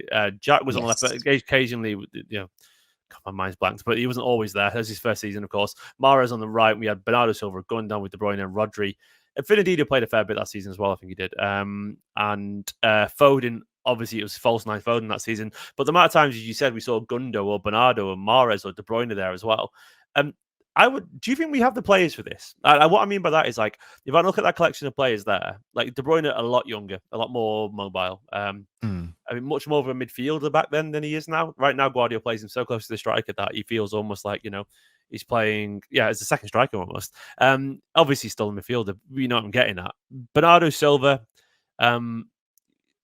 his game is, he's still the same, but he's played on the right a fair bit since then, and he doesn't feel quite as central as he used to be. Gundogan, a pure technical genius, in terms of pause and all that kind of stuff. Mahrez, a genius as well on the ball and a lot of experience at that point. The equivalent would be, obviously, Jack could still be there, of course. It'd be one of Savinho, or Bob, or Bernardo on the right. I don't think any of them are quite Mahrez in terms of that level of intelligence that you'd have in a false nine system personally. Maybe I'm wrong there. Maybe I'm wrong. Maybe Oscar Bob could be that. I don't know. Do you think we've got the squad right now, and I could be wrong, to be as effective as that era in a false nine? I think, if anything, the squad now might be even more suited to it. We've still got the small space experts, like Foden, Bob, Bernardo, etc. But we've also got this. This is where I think that maybe the wingers would be the main beneficiaries of this system, because it would maybe take less impetus on trying to find, the run of Haaland, for example, and maybe focusing more so on the run of, a Savio or the run of a Doku in behind, particularly Savio. That's what he's really good at. So, for example, there could be a situation, where there's like the false nine comes to pick up the ball. They're obviously more comfortable than doing that than an Erling Haaland. Let's say, I don't know, let's say Bernardo I've built it Silva. now. So I'll put Bernardo in there. So what Yeah. kind of system would you go for then? If you were quickly to fire through a forward line and midfield onwards, what would it look like? So Rodri. So that front three is fine. We can keep Foden the same. Let's just swap De Bruyne to Bernardo, and I think that would be fine, just for the purposes of this example. So you could easily have a situation, where you're like baiting the opponent's press, for example. Bernardo Silva receives the ball from let's say a Foden pass. The defenders push up to to try to press and mark Bernardo. Bernardo then deft little touch lays it off to De Bruyne. De Bruyne, first time ball in behind the fullback for the run of a Savio. And then Savio's currently got acres of space to run into, and he's, potentially got an easy cutback for like a 1v1 situation or whatever. So I think that maybe if we played a false nine situation, that could get even more out of our really exciting wide players if, Doku and Savio are on the pitch. And I'm of the view that Pep would be reluctant, for the most part, to play Doku and Savio in the same team at the same time, but for the most part, because they're quite explosive, etc. But if, by which I mean, Savio, Haaland, Doku. Yeah. But I think he might be more. I think he might be. Not what's the opposite of reluctant? I can't. My brain's gone blank. Willing. He's more willing. Likely. Yeah. My brain. Yeah, he'd be more willing to play Doku and Savio in the same team if there was not a Haaland in the middle, but a Bernardo, a Bob, a Foden sort of player. It provides a bit more balance, I think. So again, that might actually get the more out of our explosive attacking wide players. As I say, I think Savio would be the main beneficiary of that because he's so good at making those runs in behind the fullback in particular. And when you've got a player like De Bruyne with his long distance passing, it could be a match made in heaven. And it's certainly a pretty good plan B when Haaland's out, either because he's injured or you need to rest him. So, I absolutely agree. I mean, one thing I did enjoy from Savino the other day is that he was very willing to attack the back post when he was on the left. And I love that because we've not seen a lot of that from our wingers for a while. He was aggressive. When you talk about, look who did this the other day, Bob kind of whipped it across, and obviously it was Bernardo there, funny enough, which was a very nice little example, getting on the header. But, you've got a guy like De Bruyne picking the ball up here, willing to whip the ball, around here to the back post, and Savio, if he wants to put a little bit more width, get on the back of it, the end of it, that could be really useful. As you said as well, we could see Bob go through the middle. We could even see Foden back there again, picking up the ball there and trying to turn and getting a shot off towards the top corner as he does so well. I wouldn't be surprised if we saw Bernardo for a little bit of bite drop back, and then you can see Oscar Bob flit over that way, and Foden could do that. There's loads of different ways you can approach it, isn't there? Are you not a little bit nervous that it could be? I don't know. So you're more in favour of this as a plan B than another striker? Is that right? Me personally, yes. Because I just think that I don't know what sort of striker we'd sign, because the issue is that you can't sign a striker who is, like good enough to start, because they wouldn't be happy being on the bench in theory. But at the same time, if you sign a player who is happy being on the bench, then in theory they wouldn't be good enough to start, if that makes sense, because they're also not going to rotate with Haaland. If Haaland's available, doesn't need resting, Haaland starts. So I think it would make a bit more sense to just have whether that's someone we have now or a signing we make, someone who is comfortable playing up top, but he's also really comfortable playing either out wide or in the midfield. If Alvarez was a great midfielder, then it would be a perfect situation. But sadly, that's not his shtick. So that's the sort of vibe we need to go for. Someone in the mold of Dani Olmo. If we were bringing in a new player, obviously I know he's going to Barca, but that sort of player. We do have those players on our books. Again, we have a Bob who I think would be great. In fact, I think he played false nine in a Champions League group stage game last season, if memory serves, for a time. Bob can do that, and he can play out wide, and he can play in midfield. We know Foden can do that. We know that Bernardo, Grealish, etc., can all do that. I just think it makes a bit more sense. No, I absolutely agree. We've been chatting a little bit about different ideas. I would love to know what you would like to see, personally. If you were to choose, it's so hard to do this. I'm aware, but if what you'd love to see, give a try. I'm not going to say your best 11, but what 11 Sure. would you like to see try? I can build it for you now, mate. And then tactically, I can try and arrange it for you as well. I Yeah. presume Ederson in goal, right? Yeah. I'm a big Ederson fan. What I would like to see, so just brief. So what didn't work last season, as we've touched on, was having fullbacks as wide players. So what I want is to have wide players as wide players. So Okay. I want my wingers to be wingers. So in terms of how, shall we start from the back and go forward? Go for it, yeah. This is my fun team I'd like to see give a try, yes? Yeah. Yeah, cool. So I think I want 𝙤𝙬𝙨𝙯, yes. Yeah, he's there already. I think that he is a fantastic player. I love Ake, but I love John Stones more if he's fit. So I would like to see, I know it's sacrilege, I'd like to see Stones in for Ake, please. Who alongside him? Diaz, yes. So Diaz and Stones need to do a switcheroo. Yeah, he's on that side, don't he? Yeah. What about right back? Go on. Yeah, Akanji, yeah. Yeah, Kyle Walker is not the player he once was. Akanji is a better defender than him. Walker has turned into a defensive liability. His pace is not enough to cover his, I don't know if it's mental fatigue or whatever it is. Akanji is the superior defender, and I think he may even be superior on the ball, to be honest. And it's got to that point. No, I agree. Yeah. Stones is going to push up alongside Rodri. So it's basically, I'm trying to replicate how he won the treble, essentially. Nostalgia kicking in. Yeah, whether it will work is another matter. But so that as a back five, I think that's really good. You know, the 3-2, 𝙤𝙬𝙨𝙯, Diaz, Akanji, Rodri, Stones. I think that's really good.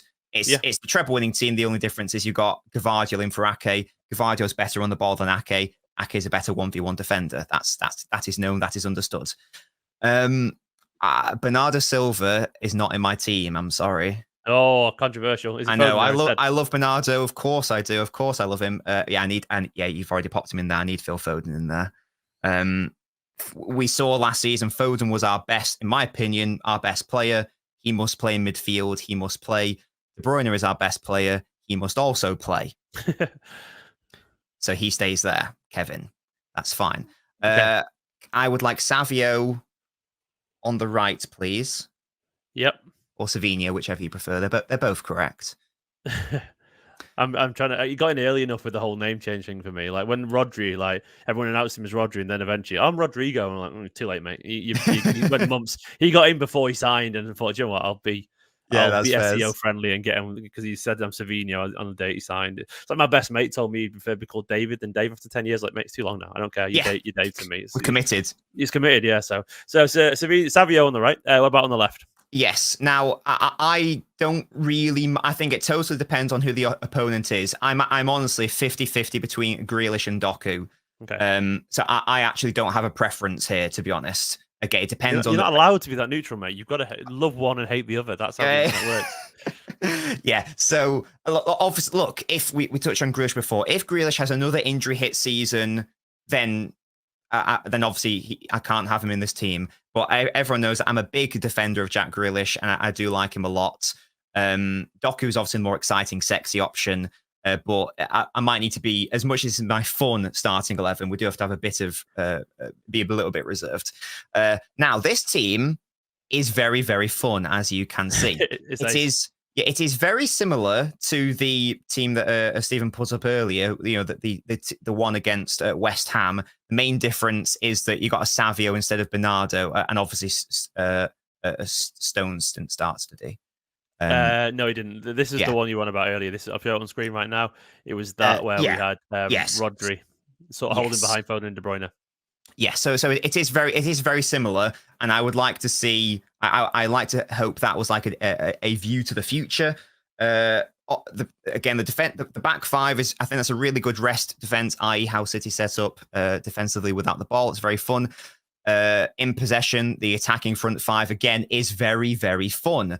It's very attacking. It is very uncontrolled. So that's maybe why it's not likely. It does also raise issues of off-ball structure. It relies on Foden being able to be a good partner for Rodri off the ball.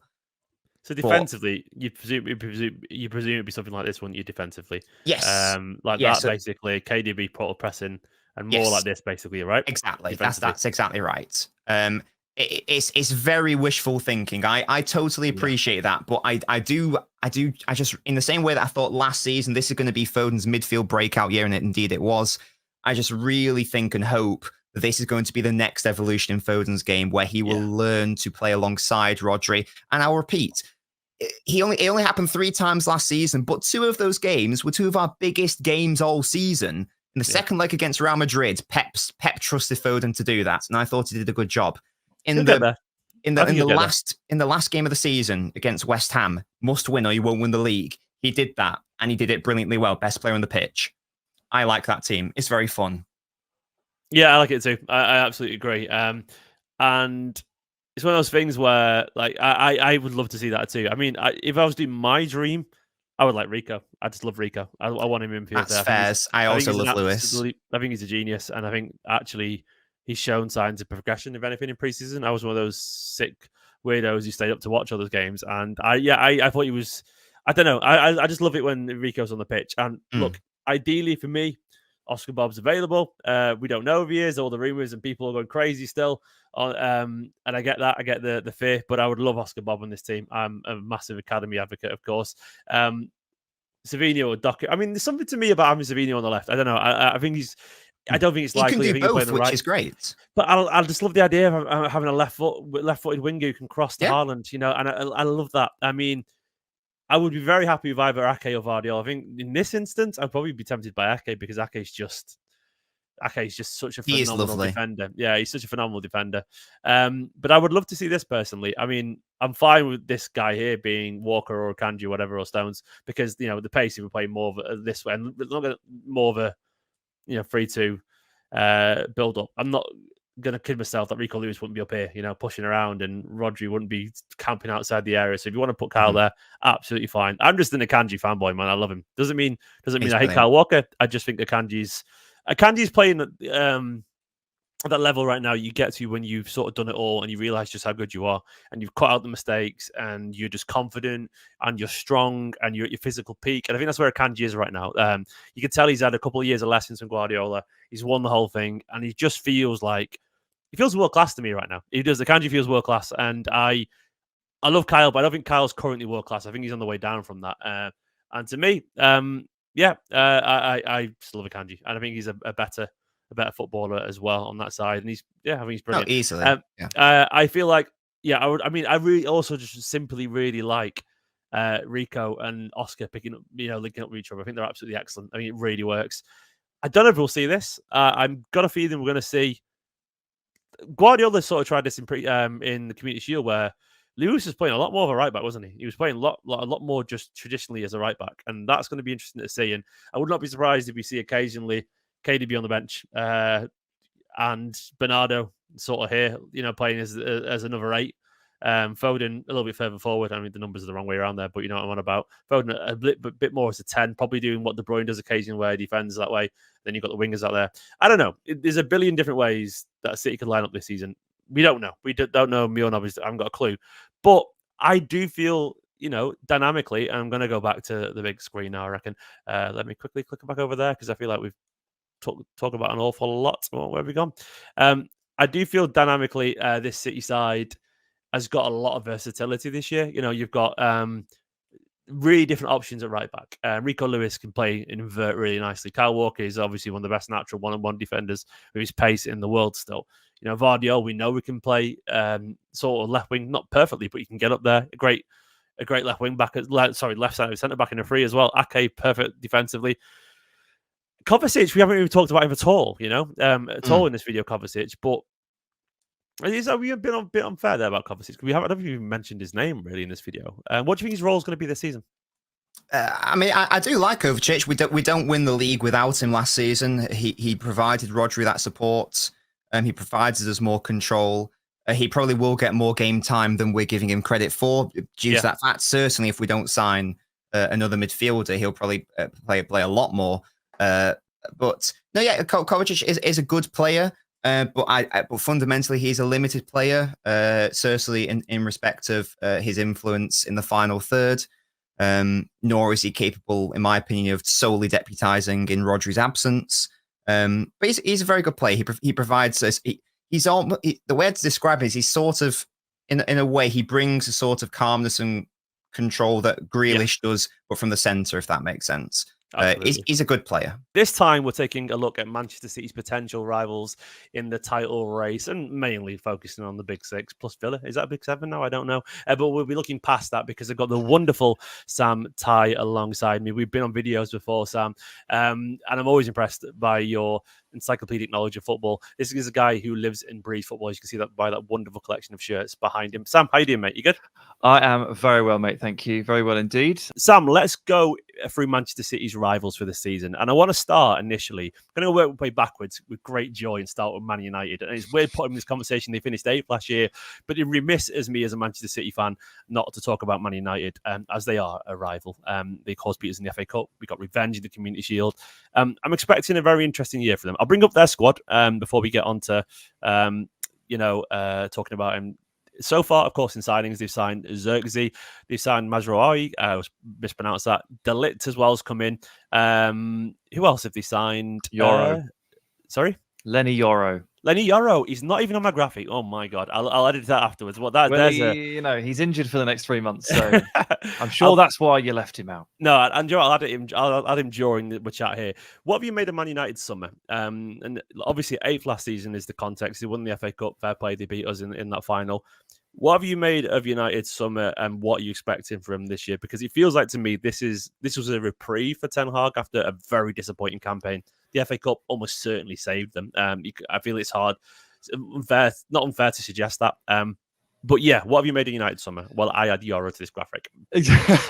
Yeah, I mean, so last year was absolutely horrendous for them, and FA Cup obviously saved it so that when you look back, in 6 years' time, when you look back at the season, it won't look anywhere near as bad because they won the FA Cup. But they were absolutely atrocious as a football team for quite a few months. Perplexing to see them play so poorly, for a collection of quality individuals play so badly together. Yeah. And, we're all sat there like playing, on the Who Scored podcast that I did last year, we have sat there every week playing Man United shots conceded bingo. Who can hit the nail on the head? How many shots? You're not a City fan, mate. That's a very City fan thing to do, and I massively appreciate that. And of course, everyone's guessing at a range of about 21 to 27. You just doesn't take a genius to figure out that if you're conceding 20 plus shots a game, then you are in serious trouble. And Andre Onana was working overtime in that goal. There were some games that towards the end of last season I remember watching, the Luton game away from home. It's just absolutely ridiculous helter-skelter games. And one of the hallmarks of these very, very strong teams that we're going to be talking about today is that they can control the game in a way that they say fit. With or without the ball, tempo high or tempo low, they find a way to control the game of football. And that's what Man United failed to do last year. So what evidence do we have that that's going to change? To be honest, very little. I think towards the end of last season, last 3 or 4 games, there was a bit of a shift. And I think we saw it. We saw it in the FA Cup final when Man United weren't quite as reckless. Close the space between the lines a little bit more. Just played a bit more cautiously. But begs the question, why on earth they did not do that for the preceding 3 months when they were just a damaged team with no real. There was no real sense that Erik Ten Hag was willing to compromise on his principles until the very, very, very, very end of the season when the league was already completely gone. So I found it all very confusing. So it is a complete guess as to whether or not Man United come into this season looking a bit like that FA Cup final. Of course, you can't always play like that because you don't play City every week. Or if they just go back to their old antics.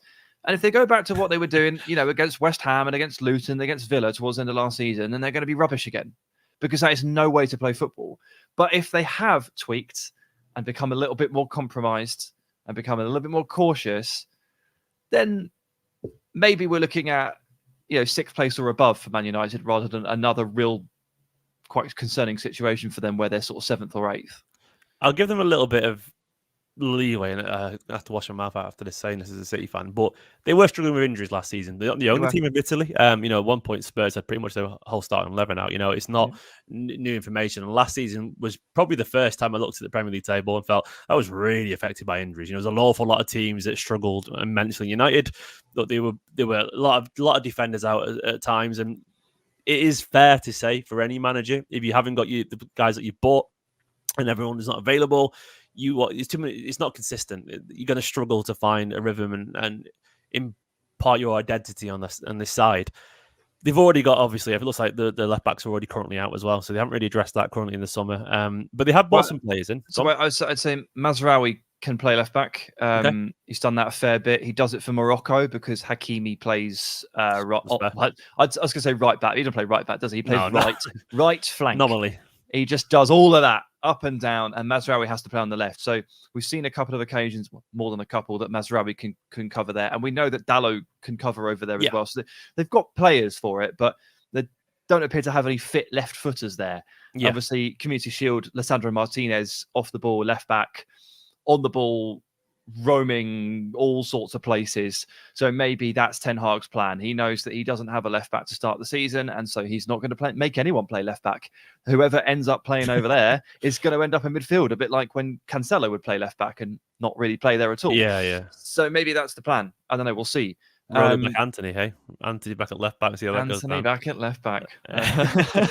I mean, it's unlikely. I mean, what have you actually made of the profile of the signings? I mean, 𝙏𝙬𝙚𝙚𝙀, of course, we all know the quality there. Yoro comes with high expectations, very young still. It's a massive step up to play for Man United at Old Trafford in the Premier League with the expectation this club has got.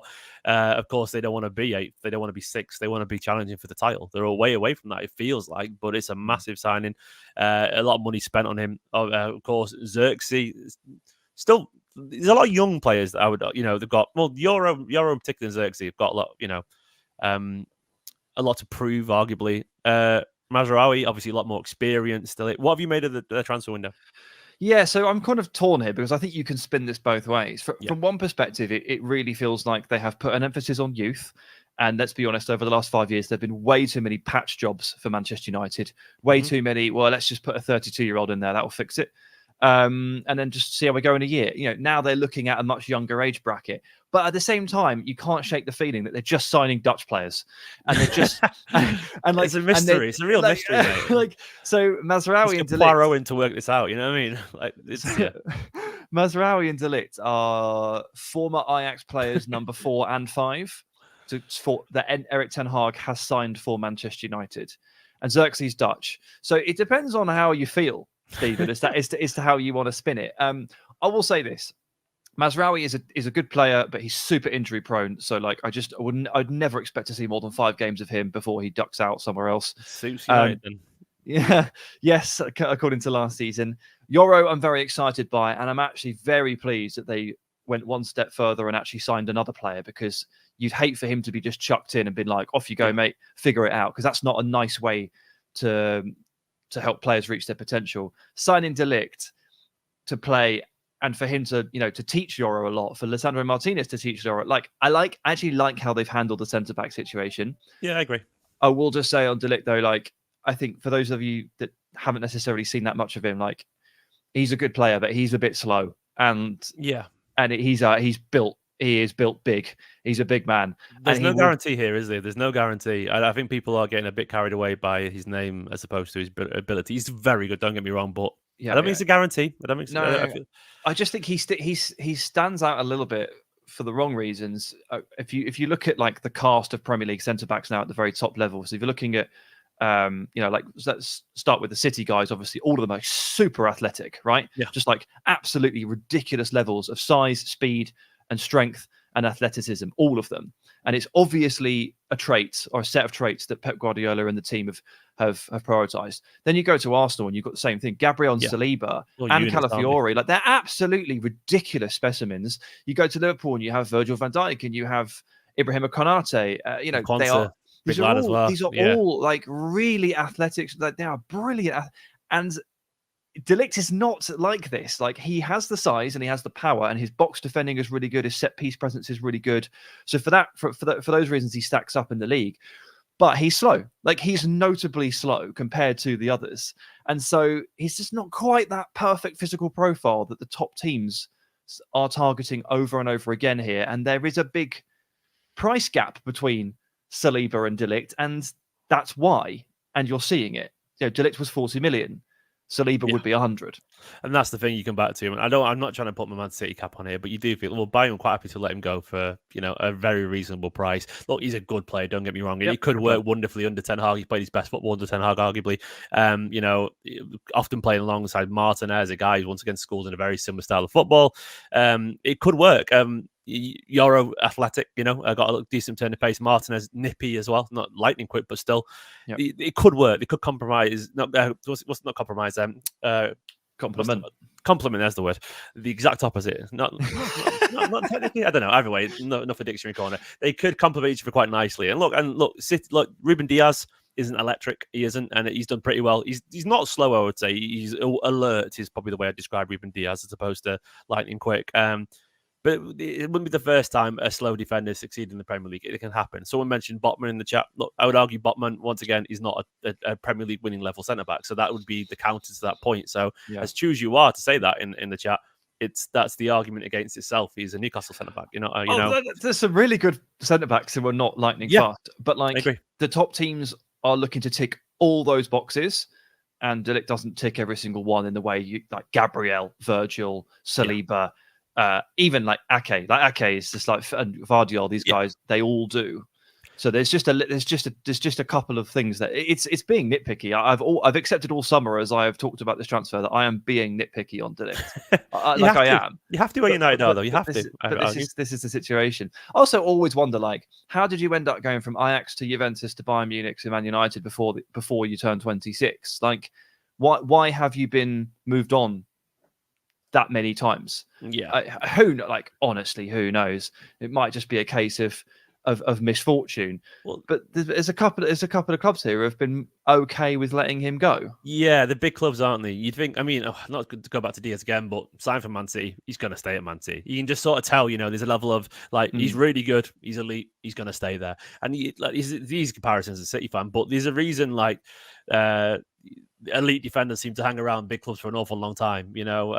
Look at the Madrid greats or the Barcelona greats. They're there just for a long time, or even the Italian greats. They're just at a club for an awful long time. And we will see. Before we move on to the next side, who's going to have a standout for United this season? Does Ahmad get into the team? Because he looks really exciting. Garnacho obviously prefers that side. And individually, what you expecting from United this season? And I spelled Ericsson wrong. I just realised as well. I'm having a mare with these graphics. I don't think Garnacho prefers the right, but I think he plays better there. Okay, and I think that's the spot for. He's less greasy on the right because of the angles that he plays at, and it's good for him to just develop that greater understanding of the game from the other side and being a bit less selfish, like taking fewer shots and trying to tee up a few more players. All last season, Rasmus Højlund was making all these runs and everyone was ignoring him. And, when you've got Rashford and Garnacho cutting in and shooting all the time, that's why Højlund didn't get the service and then didn't get the goals. They fixed it for a period, and it directly coincided with Garnacho moving to the right-hand side. So I do hope to see a fair bit of him and a bit more of Ahmad and a lot less Anthony. I don't know how Manchester United are going to get on, because I don't know if they're going to be reckless abandon or if they're going to coil it in and play a bit more like a real football team.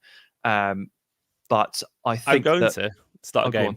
I'm going to start a game. Sorry to interrupt you, mate, because I've realised we've been chatting for 15 minutes about United already. I'm going to throw it back to a classic TV show that some of you may be familiar with, called Play Your Cards Right. And it's called Higher or Lower. So, Man United, higher or lower than 8th, where they finished last season? Gut instinct. Yeah, higher. Higher. Okay. Well, there we go. We've heard it here using the higher or lower mechanism. Thank you so much. Let's move on in reverse order for the table. Obviously, I've not got Newcastle on this. We'll chat about Newcastle after, but for the sake of brevity, I've gone for Chelsea next. So this is Chelsea. Chelsea are a lot to unpack. And I tell you what, this graphic took me an awful long time to do. I guarantee you, I've missed someone out. That's only half the players. Yeah, I don't feel guilty about it. If I've missed anyone out, it's not my fault. It's your fault, Chelsea, and you can apologise to me for it. like some people in that team aren't going to be in that team. You know, I was even chatting to a Chelsea fan. He even put question mark next to Chilwell. You know, Disasi's allegedly might be available. Maduaka might be available to go, even though he's really good. And so it's very confusing. Obviously, we can't really talk about Chelsea without addressing the elephant in the room, which is Chelsea, just being Chelsea. It's been such a weird few years. I saw a really interesting stat about like their 35th most recent signing. It was like 2 years ago for Liverpool. It'd be Joe Gomez in 2015 or something like that. That sort of shows you the absurdness that Chelsea are operating under right now. Yes. What have you made of the Chelseaness? I don't know how to put it into word. It's chaos. Look at all of those names on that sheet and look at how many of them have all arrived within the last 2 years. It is the vast majority of those players. I'm skimming through, and if you basically got Chilwell, Colwill, and Reece James, Sterling, and Chukwuemeka, I think, and Bettinelli, who's third choice goalkeeper. Yeah, I think that's it. Everybody else has arrived in the last 2 years. They're all recent anyway, other than those guys. Even those guys are like 3 years ago or whatever, 3 or 4 years ago. Well, Sterling in particular. It's crazy, isn't it? It's remarkable. I am not shy in saying that I absolutely hate what they're doing. And I know that that's not a particularly hot take, because I know a lot of Chelsea fans who are pretty damn sick of watching what their club has been doing. And they're not happy with the fact that they want to, I think it's a scattergun approach to the market. Yeah. They're willing to take 4 shots at about 12 to 15 million pounds. And if one of them works out, they'll call it a job well done. In order to fund that, they find an academy player to sell. And you've got to be careful with this stuff, because I just talked about how all but 5 of these players on this screen have been at the club only 2 years or less. You are removing that really important connection from the pitch, the terraces, by selling all of those players. And like the way they've treated Conor Gallagher and the way they've treated Trevor Chalobah this summer has really, really rankled people. Yeah. And it's no different to how they've treated other academy prospects in the last couple of years in order to fund this absolute transfer addiction. And yes, they might say that they want to become the world's biggest football human capital resource, whatever. Yes, they might say that they want to have the best scouting network in the history of football and have the finger on the pulse of every South American talent. Sure, but just around the corner from your stadium is a place called Cobham, and they've had a habit of churning out some pretty amazing footballers over the last 10 years, and you should probably look at them a little bit more often as well. So it's not even without credit either, by the way. Sorry to, it's not like there's not a sufficient proof. It's not like pipe dream to go, these players are really good. They're literally playing international football, playing in Champions Leagues, winning Champions Leagues at certain points. There is so much evidence to suggest that it works perfectly good. It's not like everyone's going, oh, just play the young lads, and no one's proved it, but it works. It clearly, evidentially does by every single metric, Yeah. I don't get it. So like they're gonna hit on 𝙏𝙬𝙨𝙩𝙬𝙚, the Brazilian guy they've signed from Palmeiras, who hasn't come yet. He's going to be a hit because he's going to be amazing. They're going to hit on Kendry Páez because he's amazing. When do they join? Next year, next year, late 2029. I don't know when they're allowed to, because they're so young. They're not allowed to join yet. The rest of them, like Angelo, like David Washington, those guys, I just don't like. I don't know why. I don't know why they do it, but that's what they've decided to do. They have an enormous front office structure of scouts and decision makers. They've co-directors of football. They have a whole system, and they're sticking to it. And we'll see. We'll see if it works. But my inkling is it doesn't work. I'm already thinking it doesn't. And putting guys like Mudryk on 8-year deals doesn't seem like a good idea to me. So there you go. And look, moving on to this season, Enzo Maresca,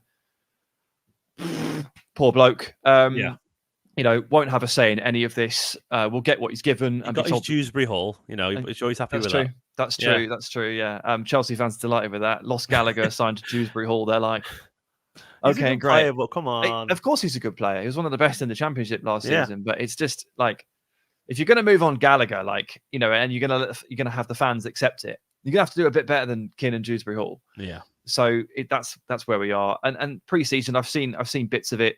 They've made some really silly errors at the back. They've done some really silly things. Are you citing a lack of chemistry by any chance? I'm suggesting that the coaching style, the rigid patterns of play, the inverting of fullbacks, it looks totally alien to a lot of these players, and it has resulted in quite a lot of gaffes, quite a lot of goals conceded, chances conceded. It's made them look really quite rickety. Yeah. And there's a little list in my head of teams who could really do with pre-season being 3 weeks longer, and Chelsea are on it. Yeah. They're not ready to play a game of football, I don't think. No, I agree. I mean, going back to the clusterfuck that is Chelsea's approach, and my issue is on a pure humanist level. I don't think what message does it send to these players that they are sort of seen as resources, and they don't even know they're going to be there. They'll be sold like you could be Madueke and have a really good, a lot of potential, and apparently you're going to be sold anyway. Like, where's the loyalty to the club? Where's the loyalty to your teammates? Where's the connection? And I hate to keep referencing City, but I'm on a City channel. But there's a reason City are so slow in the market. They take time to replace players because chemistry, cohesion, the club principles, all that stuff actually matters in football. It really is. Football's such a cultural thing, and the culture of a team massively plays into it. What is the culture of Chelsea? There's no consistency. It's a bunch of young players who've just moved in, sharing a dressing room with other people who don't even know they're going to be there anymore. There's no way you can treat people as pieces of meat that willingly, that openly, and that they say it out loud to everyone and expect a bunch of dedicated players who have any idea what's going on. I just don't think there's any logic to it at all. They are not treated like adults. They're treated like products. And I think there's a lot to be said for that. And I think it's a very, they're going for the baseball approach, allegedly. I mean, come on. It's such a different world. And the sentiments, they absolutely clash, Of course, yeah. I mean, they keep putting managers on long-term deals and then, having to change direction. They're on their fourth manager, aren't they?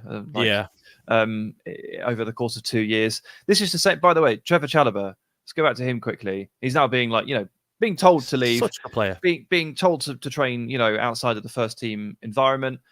Didn't get taken on the preseason tour because they were like, we don't want you to be here anymore. They gave this same ownership gave him a massive long deal, not last November, the November before. So within their tenure, they took over that summer from Roman Abramovich, and within 6 months, they'd given Trev Chalobah presumably a 7-year deal, academy product. Here you go, you're the future. Yeah. A year and a half later, he's being told to train elsewhere and not being taken on the tour and told to find a new club. And for what? And that's the key question. And for what? So that this graphic on your screen can fill up with more names. And it's like, what's the point? What are they doing? So, they're a very unenchanting club to follow at the moment and to take a look at. I like a lot of their players, to be honest with you. Like, I think Romeo Lavia is amazing. I think Caicedo is amazing. I like Badiashile more than most people. Yeah. I'm looking forward to seeing Fofana's return. Neto is amazing if he can stay fit. Big if. And Kunku, we might finally get to see the best of him. There's quite a lot of players and names on that screen there that I'm quite excited to see. But I'm feeling pretty disenchanted with the idea of watching Chelsea because fundamentally, like you, I don't really agree with what they're doing. And it does impact you. It changes the way you feel about a team, even if you don't support them. Absolutely. And of course, we can't ignore the fact that there's the constant ongoing negotiations with a certain brilliant striker at Napoli, and that would obviously change things immensely if he came in. He's a brilliant player, and Osimhen. We'll see. We'll see how it goes. Higher or lower than sixth, or par? Lower. Lower. I think you're probably right, mate. I think it's going to be an awful lot for them to a lot for Maresca to do. He's such an experienced manager. I'm sure he's very good. Done good things at Leicester. Obviously, he's got that City link as well. I don't know. We'll go to Spurs next, who finished fifth last season under Big Ange. This is their much more approachable squad. They've had a few signings, of course. Great, particularly exciting one. Bergvall, Solanke for big money. They've got the very talented young Mikey Moore as well, who's been obviously turning heads a little bit in the squad part of it now. An interesting season last season. They finished fifth. There was times where they were top of the league, of course. They were flying at one point. Experience or lack of, I don't know, or injuries or whatever, but it changed a little bit. Injury. It was a bit injuries. I can't deny it. They had a lot of bad fortune. Doesn't mean they would have finished top four, but they had a very good chance. They were only 2 points off it. And obviously, the aim for them has to be top four. When you think about the guarantees, you associate City and Arsenal, maybe Liverpool, but even that's not guaranteed this season for the reasons we'll get into. But that top four spot is absolutely there for the taking. Can this squad and can the changes they've made and the experience, is it enough for them to finally make that leap? Yeah, tough one, isn't it? It is there for them. I think it's wide open for a cluster of clubs here to step into that fourth spot, definitely. But Spurs, they benefited last year, didn't they, by not having those midweek slots? Yeah. And this year they will have to contend with that. And you can tell from the way they've been moving in the market that they're very cognizant of that. Like the forward line, you look at the amount of attacking options they have right there, and they're still being legitimately linked, and there is legitimate interest in Simon Adingra from Brighton. So they're not actually done here in terms of maybe beefing up the squad. Okay. They don't want Lo Celso anymore. I doubt they want Skip, but it's a good team, and like they play some awesome football. I would say though that there was a disconnect in the way people spoke about Man United versus how they spoke about Spurs last year. And I was part of that. I only really realised it after the season. I criticised Man United for playing basketball games of football and helter-skelter matches. But I didn't really criticise Spurs for doing what was roughly the same thing. Like, they attack really quickly and really directly, and they never hold the ball in the attacking third. And they just go for it, and then they have a shot and see what happens. And then they're quite counter-attackable. And that's what Man United did. That's how they conceded so many shots. And that is also the same reason that Tottenham conceded quite a few goals, or maybe just more accurately, didn't keep very many clean sheets. You've got Romero and Van der Ven, like the amount of last man tackles and last man blocks and goal line clearances that Opta ended up crediting them for. It's pretty high. Yeah. And this is all symptomatic of a similar helter-skelter style. Now, I don't expect Ange to change a thing. But the question is the same for Man United. Is that sustainable enough? Is it secure enough to actually edge out the others and be a consistent winning force? First 10 games of last season suggested it was, but seasons are long and injuries happen. So we'll have to see. They need Maddison to be better. They need Son to be a bit better. Kulusevski's had a good preseason. Bentancur should be fit again, fully fit again. Yeah. Romero and Van der Ven, excellent. Udogie and Porro, excellent. They've got all the ingredients for sure. How do you think Solanke will get on? Obviously, a big money signing there. They've not really played. Richarlison, of course, played through the middle for a lot last season, but I think it's fair to say they hadn't really placed Harry Kane. Solanke, I was actually watching all his goals back the other day, coincidentally, enjoying his celebrations and all that kind of stuff. And the variety of his goals last season were really good. Proper big number 9 stuff. Finally fulfilling his potential that I remember first seeing a long time ago in the FA Youth Cup final when he was scoring for Chelsea, looking really impressive alongside Abraham and people like that. He's stepped up big time. He's got his big money move, absolutely established now as a Premier League player off the back of 21 goals, I think it was last season for Bournemouth. 19 in the league. So, yeah. I think it was 21 in all comps, I reckon. But either way, a really good season. This is his big shot.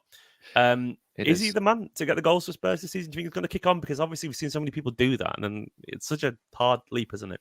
I don't blame Bournemouth for, ultimately what they believe is selling high. I know there's a release clause involved, but obviously they've allowed a structure that has kind of worked a little bit more in Spurs' favour. So if he's going to go, he's going to go. I think Bournemouth will feel that they sold high on Solanke. This is by far, by an absolute distance, the best season he has ever put together in senior football. Yeah. But I think Spurs should be quietly quite happy with this one. I've seen a few people go, "Oh, that's way too much money," and to those people, I say, "Did you watch Solanke last year? Like, he's really good. He's been really good for several years, and if he's now put that finishing touch back into his game, then we're all in trouble, aren't we?" He absolutely. At youth level did absolutely nothing except put the ball in the back of the net, and by that I mean the Chelsea youth team was so good. Yeah, that he didn't need to get involved. He didn't need to do anything. Like, he just needed to be in the box and put it in the back of the net. He was good at it back then. He was really good at it. And then he made the step into senior football, Liverpool, and then over to Bournemouth. The goals just disappeared. But the hold-up play, the physique, the channel running, the smarts, the link-up play, it all just got so much better. And then he added the goals back on top. So now he's the complete forward. And he's quicker than, your Kane or Lewandowski type figure. So there's serious ingredients here now for Solanke as he finally puts it all together. Yeah. And playing on the end of this attack, like, he's going to get tons of chances, and I think he's probably going to score loads of goals. I would think they're in a slightly better position than last year. I think the squad looks a little bit more balanced. If they keep everyone fit, there's some exciting players there. I'm going to say personally, I think they'll finish higher than 5th. I think they'll get 4th. What do you reckon? I think they're going to finish 5th again. 5th again. Okay. Yeah. All right, then. We will see how they get on. Let's go to last season's surprise, maybe not surprise, Aston Villa. Here we go. Aston Villa under Unai Emery, of course, finished 4th last season. They probably helped City win the league, beating Arsenal. Thank you so much, Aston Villa. They've had a busy summer as well. Some of these players probably won't be here, but I went through a list online and got them all in. Big signings that stand out immediately, of course. Onana, club record signing. Ian Maatsen, really exciting. There's someone else on there that I've not paid attention to. Nedeljkovic. Can't pronounce it, but he's returned. I know he's with a really good right back, actually. I've been reading about him a little bit. Oh, they got obviously the lads in as well with the swap into Ilian Jr. and Baranechia. Baranechea. That's the one. That's exactly what I said, obviously. It's a stacked squad. There's quality there. What do you make of Aston Villa's summer? So for everyone that's watching that doesn't know, the full context is that I'm a Villa fan. So it's been a very weird... Wasn't going to say it. I thought I'd let you say it. No, it's fine. It's fine. It's just that people need to know. It's been a weird summer. It's been... We've coped, basically. Premier League PSR had to sell Douglas Luiz. Didn't want to do it. No, he did. I don't think he really wanted to leave. I think he was more. No one's like, oh, do I have to go to Juventus? Like that's a pretty good move. But he was more than happy. He was more than happy. But we had to sell Douglas Luiz for PSR reasons, and then we had to sell Moussa Diaby for Champions League cost control reasons. Yeah. So, all right, made 110 million, cool, but lost massive losses. The heartbeat of the midfield. Yeah, and a player who played in every Premier League game last season, start or sub, and goals and assists combined was about 15. Like he didn't have the greatest season in the world, but Diaby was a good player. There's nothing says he wouldn't have been better this year as well. That's all. I think everybody expected him to take a bit of a second year leap. Yeah. So it was a bit like, oh damn, like we didn't get to see that. Not that it was guaranteed, but we all thought it was going to happen. So yeah, and now Villa want to add a few more players. They want Joao Felix. They want a new centre back. Diego Carlos has basically been exiled from the squad, from what I can tell. He got sent off. I actually knew that for what it's worth. I did genuinely know, but I thought he's still there, so I put him in there. But he's still there. You have to put him on the graphic. Yeah, he's a big name. He got sent off in a pre-season game against Leipzig. And literally ruins the entire you only get a finite number of minutes in pre-season to plan. Yeah. And he got sent off in the 50th minute or something. And Emery was so angry with him for ruining the entire thing from a tactical perspective, from a conditioning perspective. What use is it for either of those two teams to play with or against 10 men? I would have just said, if you could do it, I'd be like, can we just bring another guy on because he's an idiot? Because you think that both teams will... Yeah, there's nothing to gain, is there, for either of them?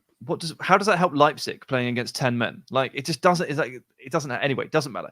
But anyway, he got left at home for the final preseason game happened in Dortmund. Villa flew out and Carlos was left at home. So I think he's out. Fulham have bid for him.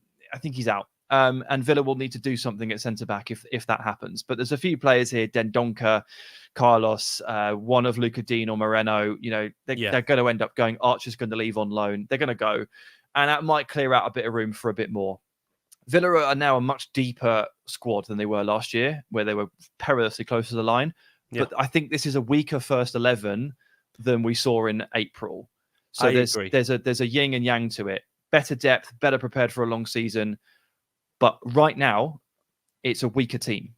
How do you feel about your chances this season? I mean, there's always a chance Rodgers steps up a little bit more as well. Really talented, obviously. He's going to have a great season, Rodgers. Yeah, he's going to have a great season. I'll be honest, I remember when City signed him, actually, and he came with a massive reputation. And he really genuinely didn't set the world alight for our academy side. He struggled a little bit. He had a bit of magic to him. You could tell he'd scored from 20 yards every now and then, but he was in a team with the likes of McAtee and Palmer and all that kind of stuff. And it was like, yeah, he's all right, he looks good.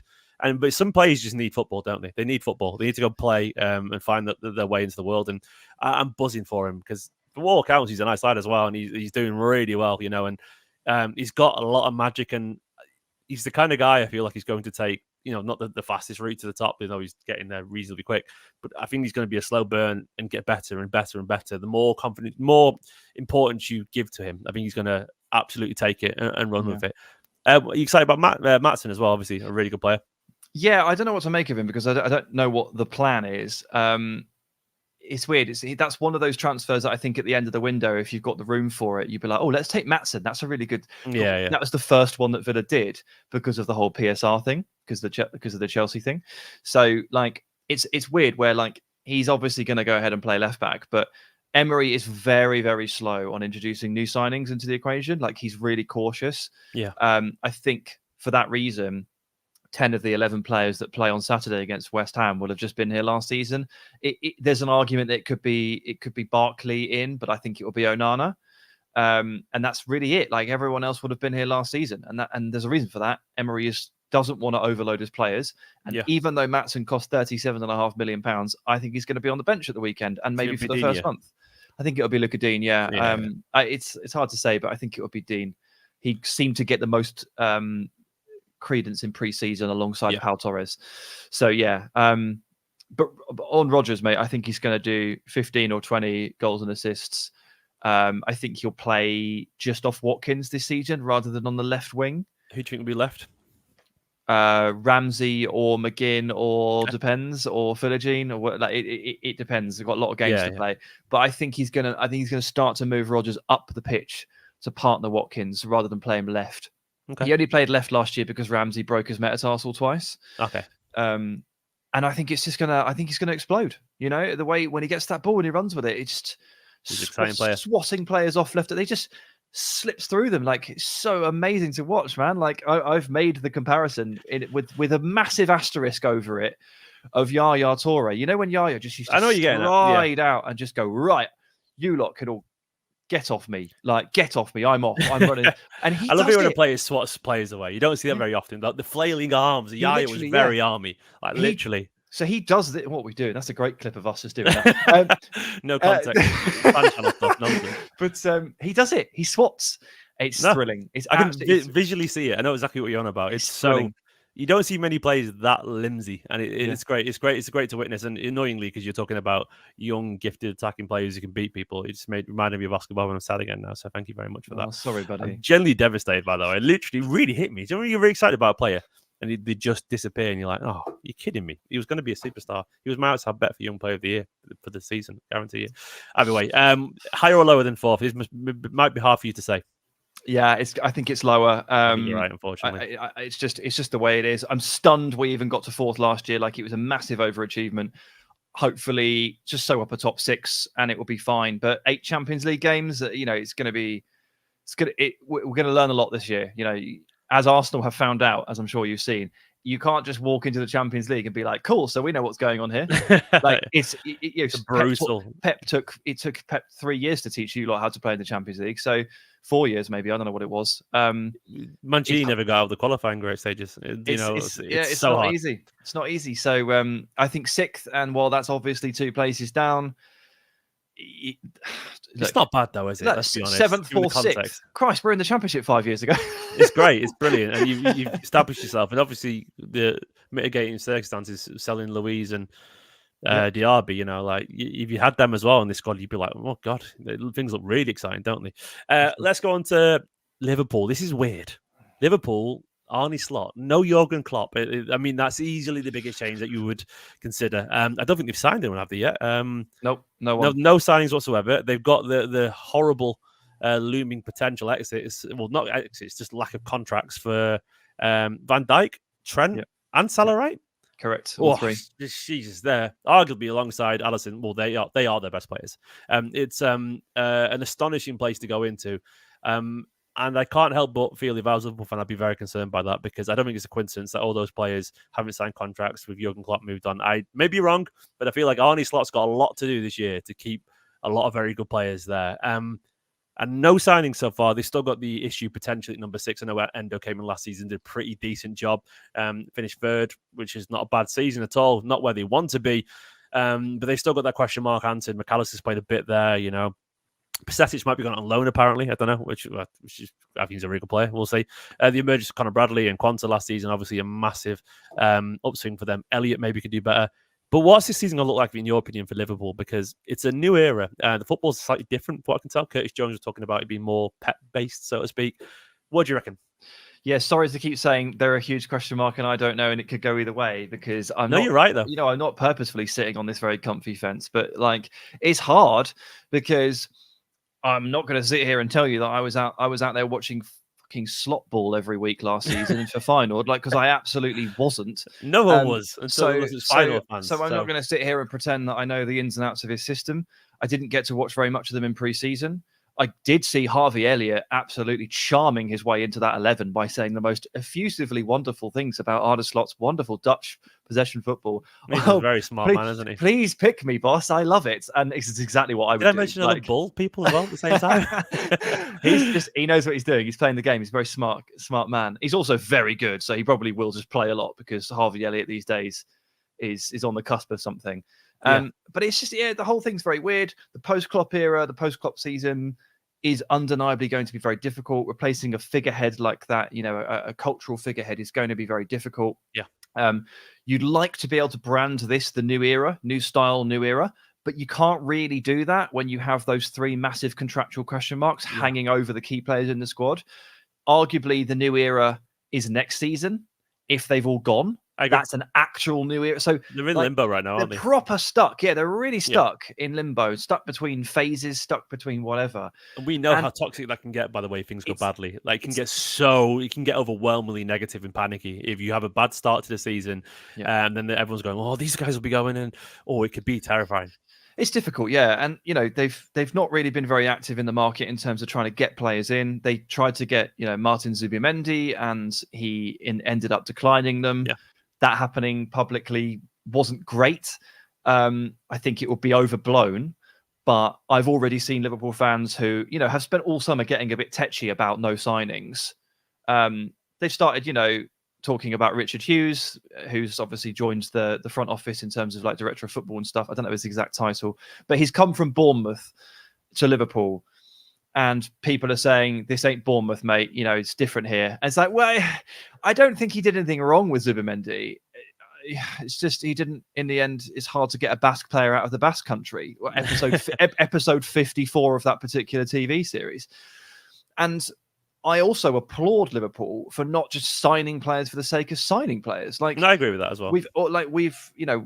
We're dealing with a generation of football fans to a point here, and I always reference my nephew here, who's 19. Last year, he's a United fan. He just turned around to me and said, "I just want us to make a signing." And I said, "Oh, right, what position do you want? What kind of player do you want?" He goes, "I don't care. I just want a signing." And I was like, "Mate, the amount of tweets I get like that every single day." Like what? And so I understand why people are getting jittery because this is often how these people are kind of wired nowadays. Is a league table now as well. You have the season, and then you're judged on signings as well. Like, at least it's how it works. I've noticed it, and obviously I make football content for a living, and you talk about transfers every day as well on Sky, and whatever. So we know how it works. But the frustrating thing for a lot of City fans, for example, is that we are very slow to react intentionally. It's intentionally, and Liverpool are obviously trying to be cautious, and I sort of admire that. But at the same time, I understand why Liverpool fans would be like, we have got some holes in that team that do need fixing. There's a lot of players on that screen there, and there's a lot of quality for what it's worth. Absolutely. You don't look at any one position there and think, God, they're desperately short there. The only one is they could really do with a top quality number 6. What we do know from pre-season is that Endo has not really got on with the role, and that's not a surprise because it's now so much of a possession-based system rather than a sort of more hectic, heavy metal style, whatever you want to call it. Endo is not that kind of number 6. He's not that facilitating possession number 6. He's more of that destroyer type. So he's not really thriving there. Bajcetic has been really injured and so needs to probably go out and play football at a different level, which probably puts you back in the Alexis McAllister deepest point camp, which they were trying to move away from, but that's probably where they're going to end up on the short term. But if you can't find anyone better than Alexis McAllister at 6, then don't sign anyone for the sake of signing someone. Like that's a mistake that ends up haunting your wage bill and actually precludes you from signing new players in the future because you're paying for the last mistake. It never works. Like, I understand Arne Slot saying, I want to assess my team. And I understand Liverpool only wanting quality. However, when you see Virgil van Dijk say publicly, I think we should make a few signings. I'm expecting a few signings. That's when you start going, oh God, are we like auditioning to Van Dijk here? Like, if we don't start well, if we don't have a good 6 months, if we don't make the right moves, it's Virgil. Are we on notice here? Is he going to say, well, I'm not going to commit? And that's when it starts to go. It's genuinely happening. You can see it. God. It's definitely happening. And you've got like Trent and going on holiday with Bellingham and stuff like that. And Carvajal's 33 now. And you're like, come on. Real Madrid, I'd be amazed if he's not at Real Madrid in a year. I really would be. Did you watch him last night? Oh, I my didn't know. I didn't. God, but that's so good. I saw the squad. I saw the graphic going around. I didn't watch him. What was I doing last night? I was doing more videos actually. I was doing my actually reacting to Oscar Bob's death. Rest in peace. He's not dead, obviously. Just it feels like he is. But I didn't see the game. But I saw this squad and I was like, "Fuck me, man! The Galacticos is back, isn't it? It absolutely is." It's just so good. And they're going to get. I guarantee you, they'll bloody get Alphonso Davies on a free, and they'll get bloody Alexander Arnold on a free. I don't know if they will do, but it feels like the most Real Madrid thing in the world. And they're like, "Oh yeah, we just replaced our incredible all-time of a right back with a Trent Alexander-Arnold on a free transfer." And then they're like, "Oh, Villar Mendy's been great, and obviously the legacy of Marcelo." And then we got Alphonso Davies on the free. Bloody hate him. But back to Liverpool. Back to Liverpool, mate. Higher or lower than third? No, I'm going to go third again. I'm going to go par. Like a lot of this debate that we have here, you always need to bring it back to squad quality because my rule in football is more often than not the team with the best players wins the game. And obviously managers can have an impact, subs have an impact. Like there are things that affect these teams, but more often than not the team with the best players wins. That's just how it works. And so as concerned as you might be about, are Liverpool stuck between eras? Are they auditioning for Van Dijk's signature? Are they light at 6? Look at that front line. Van Dijk, Alisson, best in the world. Jota, Darwin, Salah, Diaz, Hakpo, Szoboszlai. Yeah, it's good. Like isn't it? this It's really team good. cannot finish lower than 4th because they're too good. I agree. And I think they'll finish 3rd. Robertson, Trent, and then even then I put Gomez in there, but it could easily be Quansah, who's been brilliant, or Kanate, and you got Conor Bradley, who's an insane emergence, one of the most reliable left backs in the backup left backs in Tsimikas. It's a really solid side, and I think Elliott is I really think Curtis Jones is gonna really kick on this year. I think he's gonna suit this football massively, and I think Elliott is as well. I think they're gonna have great seasons, those two. So I feel like, I'd probably say par as well, actually. The last team I want to talk about in depth, and I know I kept you a little bit longer. Sorry, mate. Is Arsenal. Now, of course, Arsenal last season, as with the season before, second. They brought in Calafiori. I put Lewis Skelly on there. I'm not sure he's going to play much, but I put him on there anyway. And so likewise, Ethan. No, I can't pronounce it, but Ethan in midfield there, Fabio Vieira. I don't think they're going to play much, but put him there anyway. There's obviously some rumours that Ramsdale might be going as well, potentially. Timber's back as well. Carl Hein has gone to Valladolid on loan. I will correct that later. So anyway, there's the squad. Ignore Hein, easily done. Technically, they are better. Timber's back. Timber's back after a massive injury. A quality player. Don't know what he'll probably be. He can play anywhere across that back line. Calafiori looks a really exciting signing, and you can't ignore the fact that Rice will be better for a second year, you would think, you would argue. Havertz came to form towards the end of last season, scored a few goals. Still haven't got the number 9, arguably, that you'd want for a potential title winning side, but he's Jesus is there. He's scored plenty before. What do you make of Arsenal as in the current incarnation? And do you think they'll sign anyone else as well, by the way? Yeah, I think they'll probably sign a centre mid and try and knock Lewis Skelly or Ethan Nwaneri down the pecking order a bit, or maybe even Vieira. Like, who knows with Vieira? I personally think he could do with a loan away from the Emirates for a year. But it all depends on how many people you've got. They want to sign Mikel Merino, obviously, and that seems like it would be a really good shout, like a really, really good idea. But welcome to the jungle. You got to get a Basque player out of the Basque country. Is he Basque? Actually, I have no idea. Probably. So that might be difficult again. Real Sociedad have managed to keep one midfielder. Will they manage to keep the other?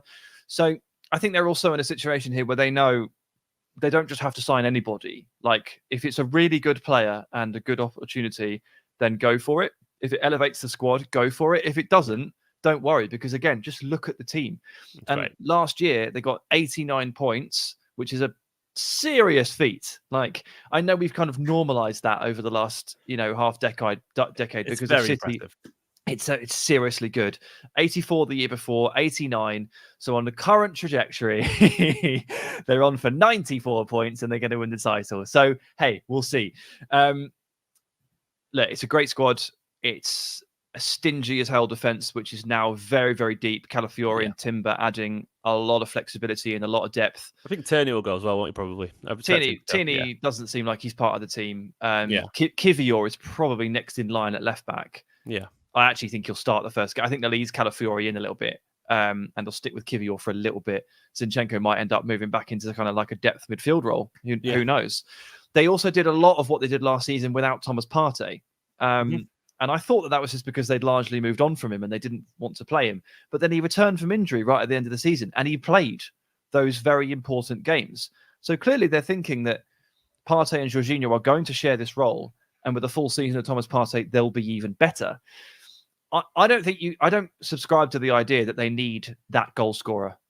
I don't subscribe to that at all. I think Havertz and Jesus is fine. The goals are coming from Saka and Martinelli and Trossard and Odegaard and Rice and everybody else. Yeah. And they scored the most from set pieces last season. Gabriel's an absolute genius in those situations. This is a dominant team. They will find goals. It's okay to share them around. I don't think them not signing a striker is going to stop them from being in title contention. A lot of people have been baying for it for a couple of years. I'm not in that camp. What about you? I mean, it's weird because obviously I've seen it up close where the times City have struggled, but even then, you'd argue we won the league anyway sometimes. It was when Jesus was our top striker. But we were a very different team to this Arsenal side, and I can't deny that. I don't see them dropping in terms of points. I think you're right. I think the goals will come. They're only going to match, if not improve, on 89 points, in my personal opinion. I think they're focused. I think Havertz, he's in a decent reign of form. I don't think he's going to score 30 goals, but I think he's going to score 15, 20, and I think that's enough. And Jesus will get 9, 10 off the bench and rotating as well. And then he's your 30-goal striker between the two of them. And I know that's not how you look at it, but it's enough, I reckon. So I think you're right. I think they'd be almost certain to have an argument to win the league if they had a world-class striker. You know, like they'd be like, well, there's no doubt whatsoever then. They're more than there. And hunger's a big part of it for them. And look, City have to go again to get 5 in a row. And that's so hard to do, you know. And there's already injuries and we lost Alvarez. And I think Arsenal are a serious, serious threat. Like, if you said higher than second, if they win the league this year, I would not be surprised because they are an absolute fear. And I don't think you can come that close 2 years in a row and not have insane desperation to win it for the third time, you know, for the third year. What do you reckon? Are they going to come top this year? Yeah, higher. I think they're going to win the league, man. Sorry. I don't know. I think I'm going to back my side, but there's my heart. Like my head says it could be difficult for this season, but I'll back my side. We've talked about I feel like I've read Arsenal quite well these last few years, and I've said second last couple of years, but held them back. I don't think they've been ready, but for whatever reason I'm feeling that change in the tide. I have to admit that I am feeling it this year. We will see. We will see how it goes. We'll see.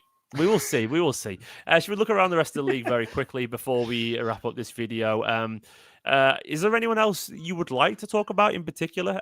There is a team that is in my top 4 that we haven't talked about. I can't believe you put Crystal Palace there. What are you doing, mate? No, go on. Well, I think Newcastle are a serious the return of Newcastle. Yeah, honest, I was about to do them, but I ran out of time because I know they finished ahead of United and beat Chelsea, but I just ran out of time to do Newcastle. Yeah, I just think look, the injury argument, we've talked about it a lot over the course of the last hour. It has affected like Liverpool and Manchester United and Aston Villa and just about Tottenham, just about everybody very badly. Yeah. And Newcastle were right in there as well, right? They got really badly stung by injuries. And they were a team that just simply were not equipped to cope with not only the amount of injuries, but just the game load. So the way they play is so intense and the way they train is so intense. It's so high energy, high intensity. It's Eddie Howe is who he is. And they didn't really cope very well last season with how the cards fell. But they don't have any midweek football this year. Yeah. And they have the opportunity here to just approach 38 games of football, absolutely hell for leather, have a full week of training, and presumably avoid a fair few injuries that they had last year. I think maybe they weren't quite understanding the game calendar properly. Maybe they were just really unlucky. Yeah. But I'm pretty sure they brought a sub on at one point and he pulled his hamstring within 10 minutes and had to come back off again. And at that point, I was like, what is going on here? Anyway, don't worry about that this year. They've got Nick Pope back. They've got Bruno Guimaraes still there. Alex Isak is one of the top 3 strikers in this league. And I think with a full run up to each game, each weekend, they are a very, very scary prospect. And I think they're going to finish 4th. That's a bold shout, and I'll remember that. So fingers crossed. For your sake, that you're right. Not in a bad way. I remember it in terms of like, yeah, I'll give you the credit you deserve if you get that. That'd be a hell of a because there's a lot of like noise around him, obviously with the directors leaving, and I feel like I saw a few Newcastle fans feeling a bit down actually about the chances this season. So that would be a huge surprise. Of the new boys, by the way, who do you think is probably going to do the best? Ipswich, Leicester, Southampton. How do you? Obviously, Southampton. I know you did a lot with them as a club in general, so you obviously got a soft spot for them. But what do you reckon of their chances? Yeah, I mean, I'm feeling quite bullish on Ipswich. I'm not going to lie. I do quite like them. McKenna staying as well, obviously massive for them. Yeah, they've just kind of got that those ingredients you look for. You look for that plucky underdog. You look for who's your manager? It turns out to be it's a serious like Great British like hotshot young manager in Kieran McKenna. Great. Okay. What about your style? Well, actually, it's pretty aggressive, but it's also quite nicely reactive. So quite a nice blend of that plucky underdog. Okay, nice. What have you done? You've gone and signed, Amari Hutchinson, a nice difference maker. You've gone and taken a lot of the best championship talent and promoted it and said, let's have a go. I like that. I like the way that clubs do that. I think that works. And they've got this. It's not a unique tactical style, but it's a bit different. I think they'll be underestimated, and they've just have got that that potential to get enough points on the board early on so that actually they're all right. Whereas Leicester, like, undoubtedly a better team on paper, but aren't they going to get a 10-point deduction? And you can't have this conversation without really just referencing the fact that I expect they're relegated before they start to be relegated, mostly down to the fact that they're going to start on -10 or more. Like, they're in trouble. So Leicester, not good. Ipswich, plucky, underestimated. I like it. And then Saints, I can't separate heart from head. I like to believe that they can adjust enough and they can get through it, but it is going to be a big ask, and they probably need 4 more players. Yeah, no, I agree with Ipswich, by the way, and I think their signings are really smart. They're the kind of guys that, if you go down in a year from now, they're going to stay and they'll get you back up again. It's almost like the sort of investment, because they're all a young age as well. They got Liam Delap, of course, from Man City, who is a really nice punt, I would say, because obviously he started to find a bit of form again last season for Hull. He's Solanke-esque in terms of if he puts it together, he's one of the guys who always scored a ton of goals at youth level. And even if he doesn't, if he scores 10 goals from next season, that's wonderful, because I think if you go down, he'll score 25 the season after the Championship. So I think it's a smart signing. And then Muric as well, Jacob Greaves. They're good. They're good players from the right level, So Jacob Greaves was one of the best young centre backs in the Championship last season. Yeah. Like absolutely great. Sam, thank you very much. Nice one, mate. So today we're going to talk about. We're going to predict all the trophies. We're going to predict individual player stuff, and a big question at the end, a special question, which we'll get to as and when.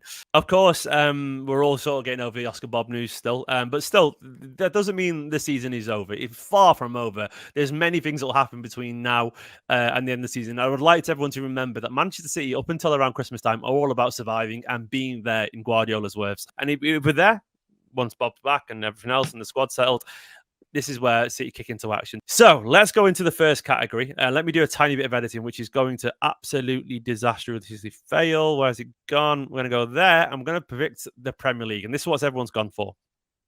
Dun, dun, dun. Look at that. It's a clean sweep across the board. Luke, I'll start with you. Why are Manchester City winning the league this season?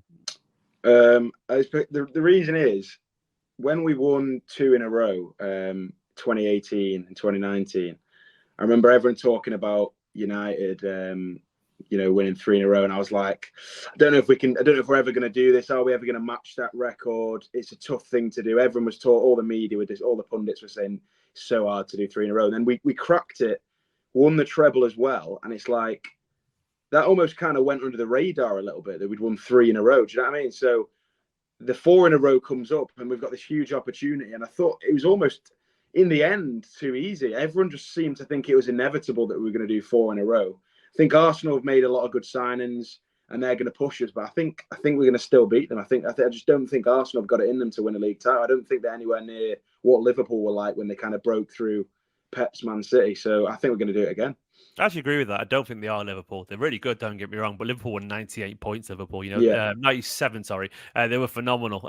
They were really, really good. Doesn't mean they can't win it, though. But Mulv, you've got City winning it as well. Why? Yes, it's all about potential upside versus last season. And I think that all rests with Man City. First of all, when I look at the transfer window this summer, I don't think anybody's made what I would call sort of a leveling up signing. Like, do you remember when Liverpool signed Van Dijk and Alisson, and it really just leveled them up?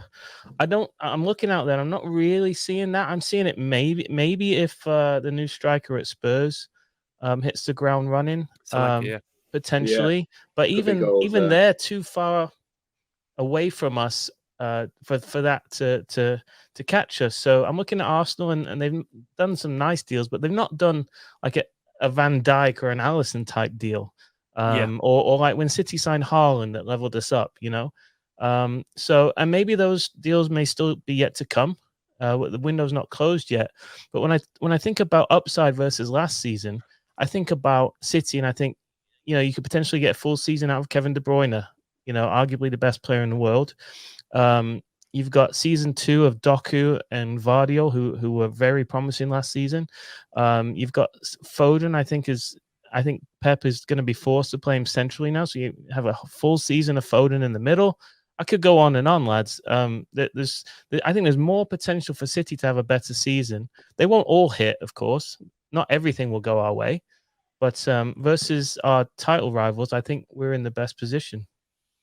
For me personally, honestly, this was hard. I genuinely went back and forth, and I wrote Arsenal at one point. I'm going to be really honest, but in the end, I did actually go back and forth. So I think City, because I feel ultimately what's going to win is the league. If we do, is that fear factor yet again, the inevitability, the feel of it, where that we'll be top at some point, and I think it'll just terrify people, and there'll be a crushing inevitability. And I do feel, I don't know, I've got a feeling Kev and Haaland they're going to have a special season. I just feel like Kev's going to surprise people with his fitness this year. It's just a gut instinct. And ultimately, those two guys are on the pitch, fit and firing. I just don't think anyone can stand to Manchester City, especially with Foden back. And it's not going to be easy. I don't think it is. I think there's going to be issues. But I've got a feeling the football and the way that we're going to play with the wingers, and hopefully Oscar will be back sooner rather than later. But I think naturally it's going to be more dynamic. And I think the football will feel so different this year at times that it's going to be exciting. So I have gone for that. I hope we're all right. We will see. Next up, I've got Champions League final. I'll reveal it right now. So, Luke's gone winners. Luke's going for it. Go on, Luke. Right. Go on, Luke. Explain yourself. Not that you have to, but I want to know your reasoning.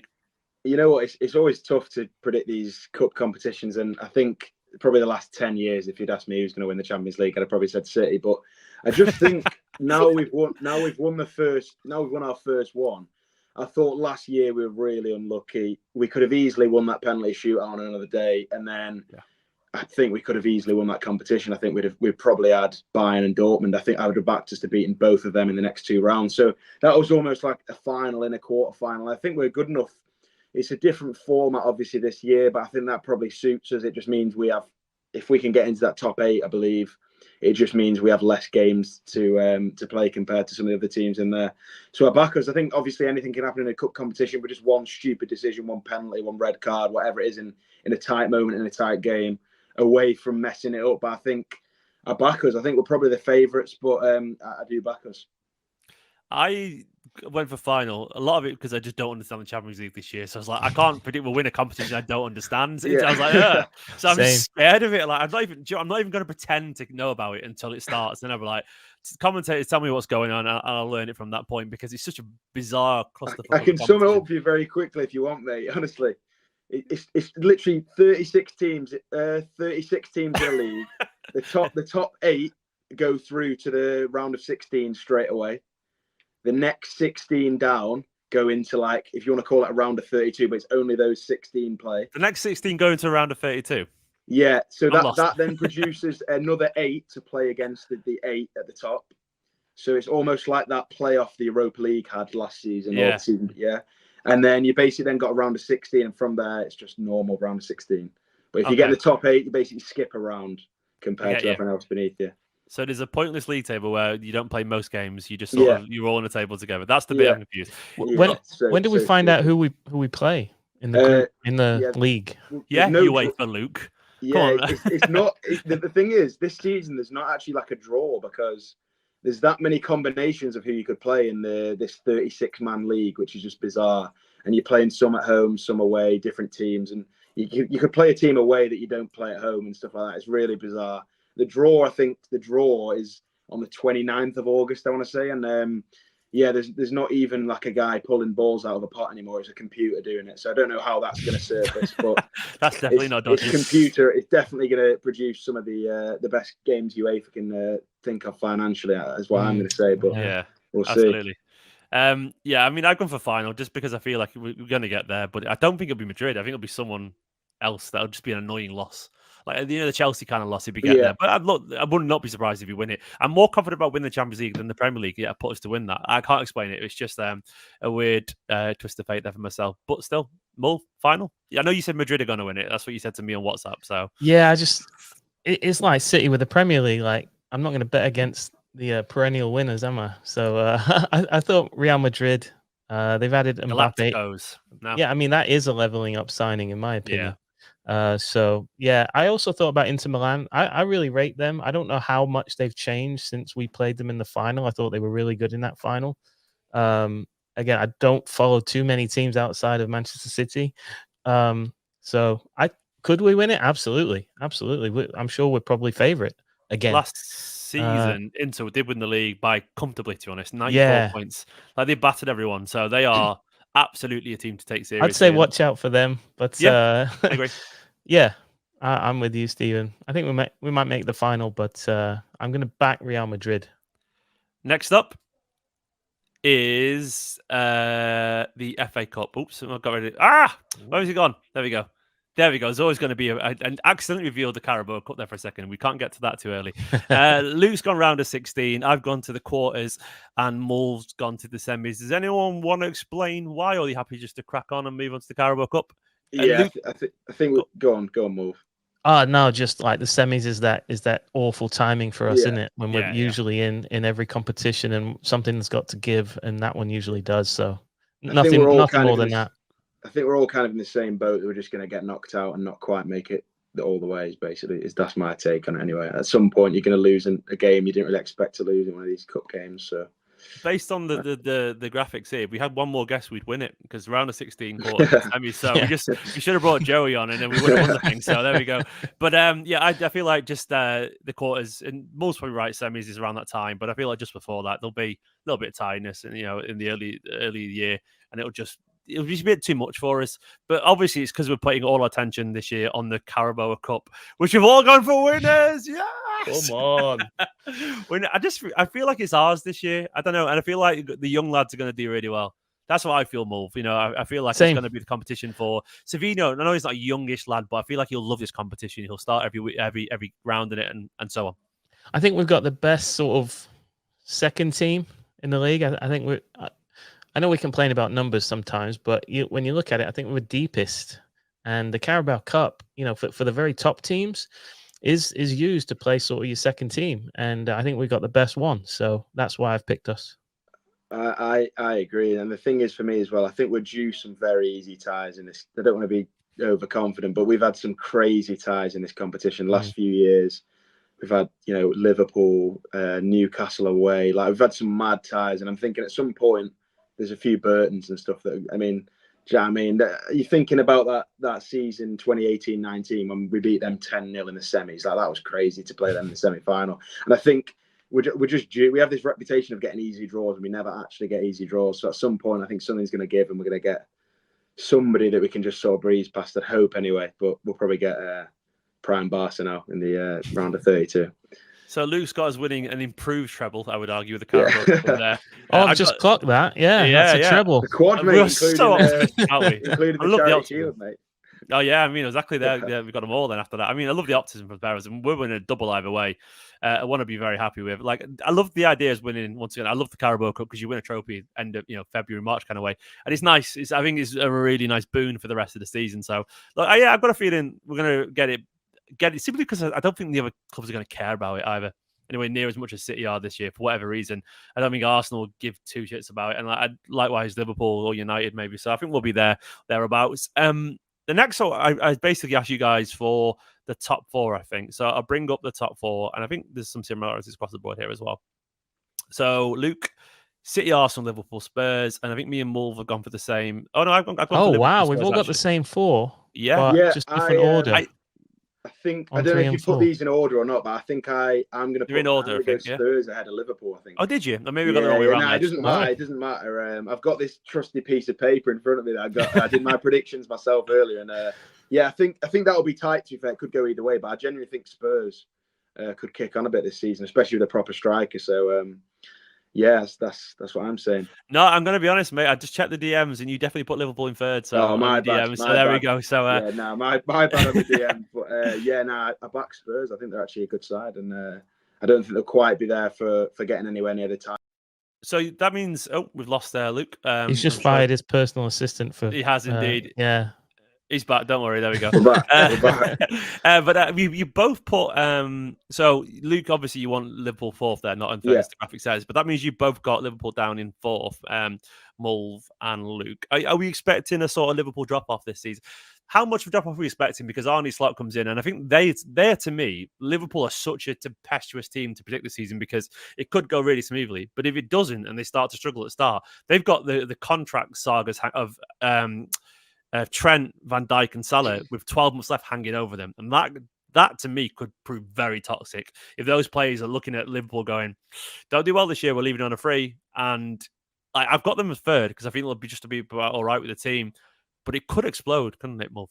I don't have them as a massive drop off, Steve. I just don't rate United, Chelsea, and Villa. Fair. So yeah, I've got Spurs climbing up. I do think year 2 of Ange will be an improvement, and I like the addition of the striker. I don't think Liverpool will be too much different. I just can't predict them any higher. New manager and that, and I still don't like their midfield too much. So. Yeah, fair. Spurs, I do think will do. I think they'll make it this year. I do. They had a real torrid time of injuries last season. They really did, more than most, I would argue. I know everyone wanted to dunk on Ange because he became a bit of a meme and everyone loved him, but I ultimately think his football is good, and I think he's a good guy. And I do feel that they were affected massively by an absurd amount of injuries, where they had a whole 11 out at one point. So if they keep it a little bit fit, and they've got a guy, Solanke, who's a much better striker than Richarlison. He puts Son back on the wing where he's the most effective on the left. I think it could be really good for them.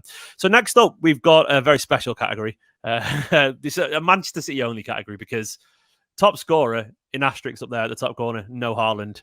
Because what's the point predicting Haaland top scorer? Because there's no point, is there? We've all gone for Phil Foden. I think the better way to question this would be after Foden, Luke. I mean, Foden. I think you're right about Foden, but who's going to challenge Foden? I think Kevin De Bruyne could get quite a few goals. Yeah, and I think outside of that, I think it all depends where we see people play, what injuries happen. So yeah, I think it's a pretty boring top 3 that most people probably agree with. But I think probably Kevin De Bruyne in third for me. What yourself, Mulv? Haaland and Foden. Yeah, if it's not Foden, I think we're in trouble, to be honest with you. I think if somebody outscores Foden, it'll be that'll be bad, because it'll be a low. Because I think it'll be a low number if they do. Yeah, probably KDB. Edison, maybe a few penalties. Yeah, on penalties. I mean, Haaland, Foden, KDB. If Doku finds his shooting boots, I'll put him as a dark horse. Someone in the chat said Savinho, and you never know, because he's a goal scorer from what I can tell, and it's one of those things where if injuries keep people like Bob out, he might play a lot more football than we realise. I mean, who knows, man? Who would have said Cole Palmer was going to get how many he got for Chelsea last year? Exactly. So you never know with these guys, do you? No, you never know, indeed. I do think it's going to be Foden. I think the goals that Foden scored last season, I don't think you can really get rid of them anymore. It might not be quite as high, but I think sometimes you announce yourself as a goal scorer, and Foden's just done that. And I don't see any reason why he won't get very similar, if not the same again. He might end up playing false 9 for a fair bit as well, so he's going to get a few tap-ins at the same time. I actually can't remember what I've got next. I think it is actually assist. I think I've got next. Here we go. So once again, I mean, it's lazy, but maybe we discuss the alternative. We've all gone for KDB, obviously, but I think that also speaks to the confidence, maybe, Luke, that we think he's going to be fit this season involved. Is that a fair presumption? Yeah, well, I know a few people that chucked a bet on him to get top assister last year, even though he was out the whole season, and it wasn't even far off. So I think when you're getting as many assists and obviously goals as well as he did since just January, and he wasn't even backfiring properly. He couldn't play a full game when he first came back, but he missed well over the first half of the season, and he still contributed a silly number of assists. He wasn't even that far off the top. want to say he was probably in the top 5, 6 in the Premier League last season for assists. So I think definitely for City and possibly even in the Premier, he's going to be our top assister. I reckon after him, if you want to sort of break it down again a little bit, I actually think Savinho. I've got a weird feeling he's going to get 15 assists this season. I think he's just going to he's going to find Haaland's head so many times, and that's my sort of hot take. But I've got a feeling it's going to be Kev, obviously. But I think Kev also, if you want to add spice to it, I think Kev, if he stays fit, could break his assist record, because there was something about the energy that Kev had last season where he was a lot more direct, playing closer to Haaland, sort of as a second striker at times. He came back with nowhere near as sort of fluid, I would argue, as the previous years, but just a fucking assist machine. So, because his legs are slowing down, I find he's more inclined to pass now. Yeah, so probably. I think I just think his body's telling him he'll get more assists. Just kick the ball, Kev. I'll give you a wild one. I'll go for Haaland. How about that? For Haaland. Yeah. Okay, I like it. Haaland with wild second most assist. That is no, after KDB, sorry. After KDB, Haaland you're going for. Yeah. I like it, mate. I absolutely like it. I've realised I've not uploaded the next graphic. Let me just quickly upload it. There we go. Next up, we've got Player of the Season, which I think actually we've all gone for different ones for this one. So Luke's gone for Haaland. I've gone for Rodri. No, you gone for Rodri as well, actually, Mulv. Yeah. So 2 for Rodri. I think it's self-explanatory, really. Why isn't it Mulv? I think he's probably the best player in the world right now.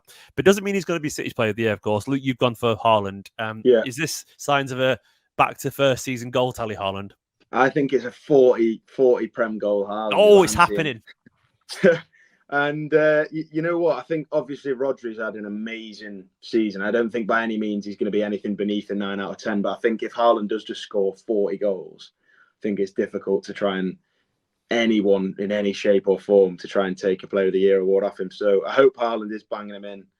I mean, he's still got a crazy amount last year. So people that said, he dropped off whatever, he had the injuries and stuff. But I think Haaland's going to get a crazy amount of goals, especially with a few new threats going forward. So, yeah, that's the thinking.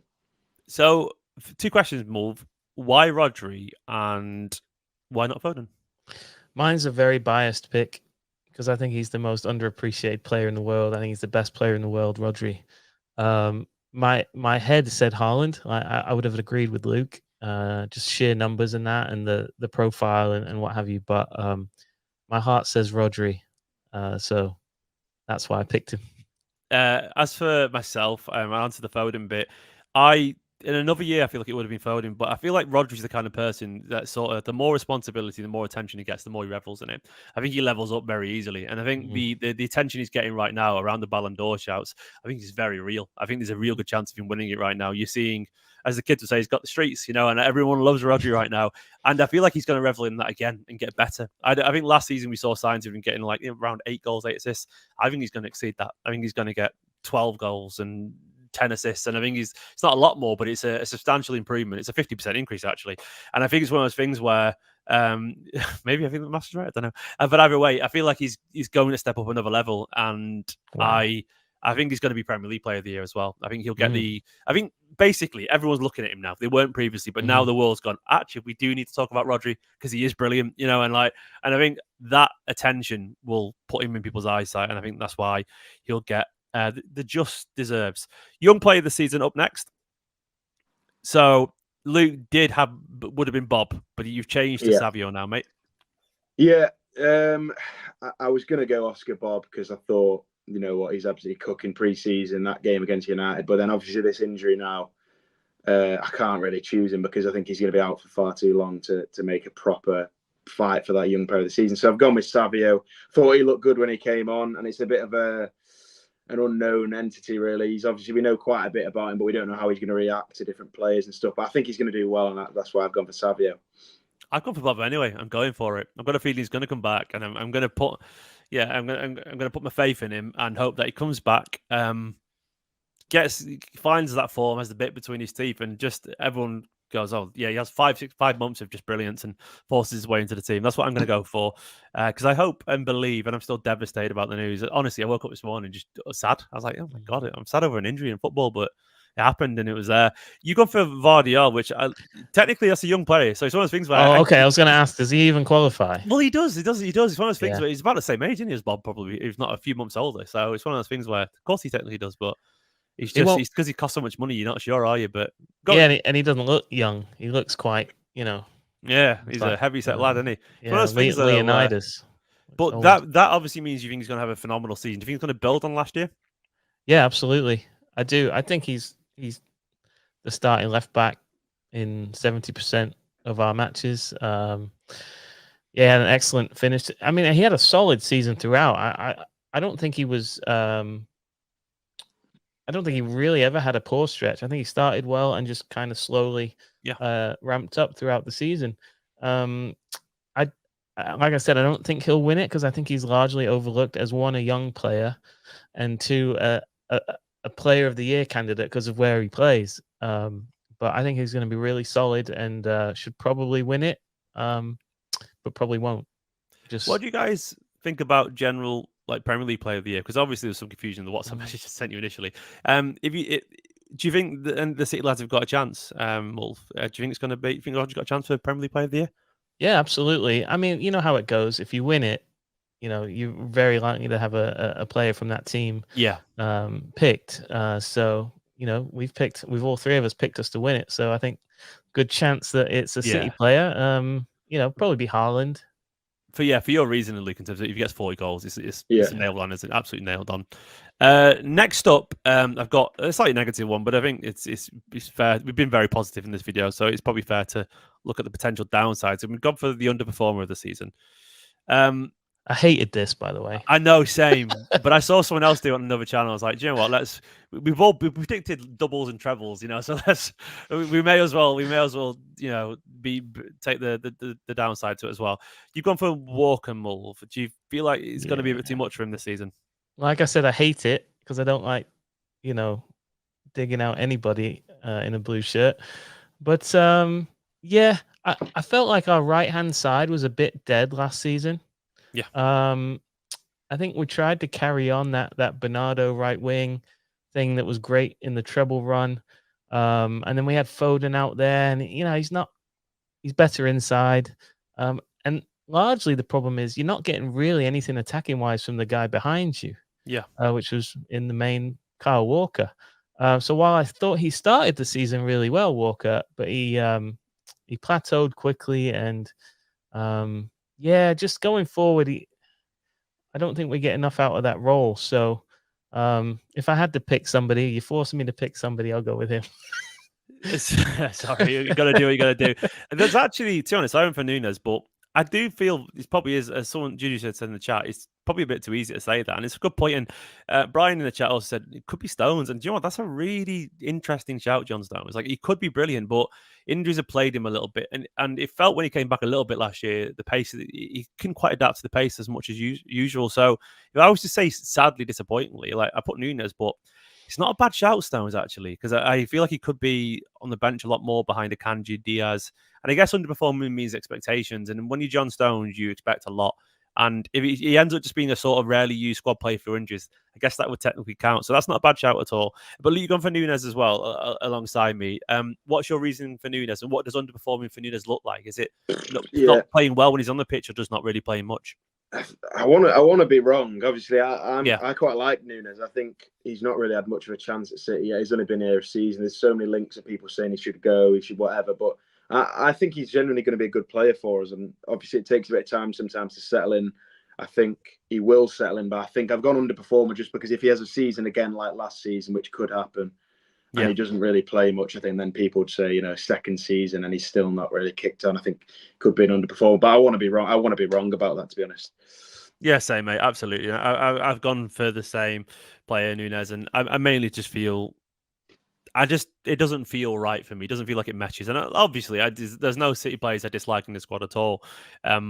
But I just don't feel he meshes with his current City squad that well. And I've got a feeling Pep's already looking at other ideas away from him. And who knows what the squad will look at the end of this window. So the final question is a very, very, very big one. Does Pep Guardiola extend his contract? And this is what we've gone for. So Luke did say no. He added a caveat when he was messaging me.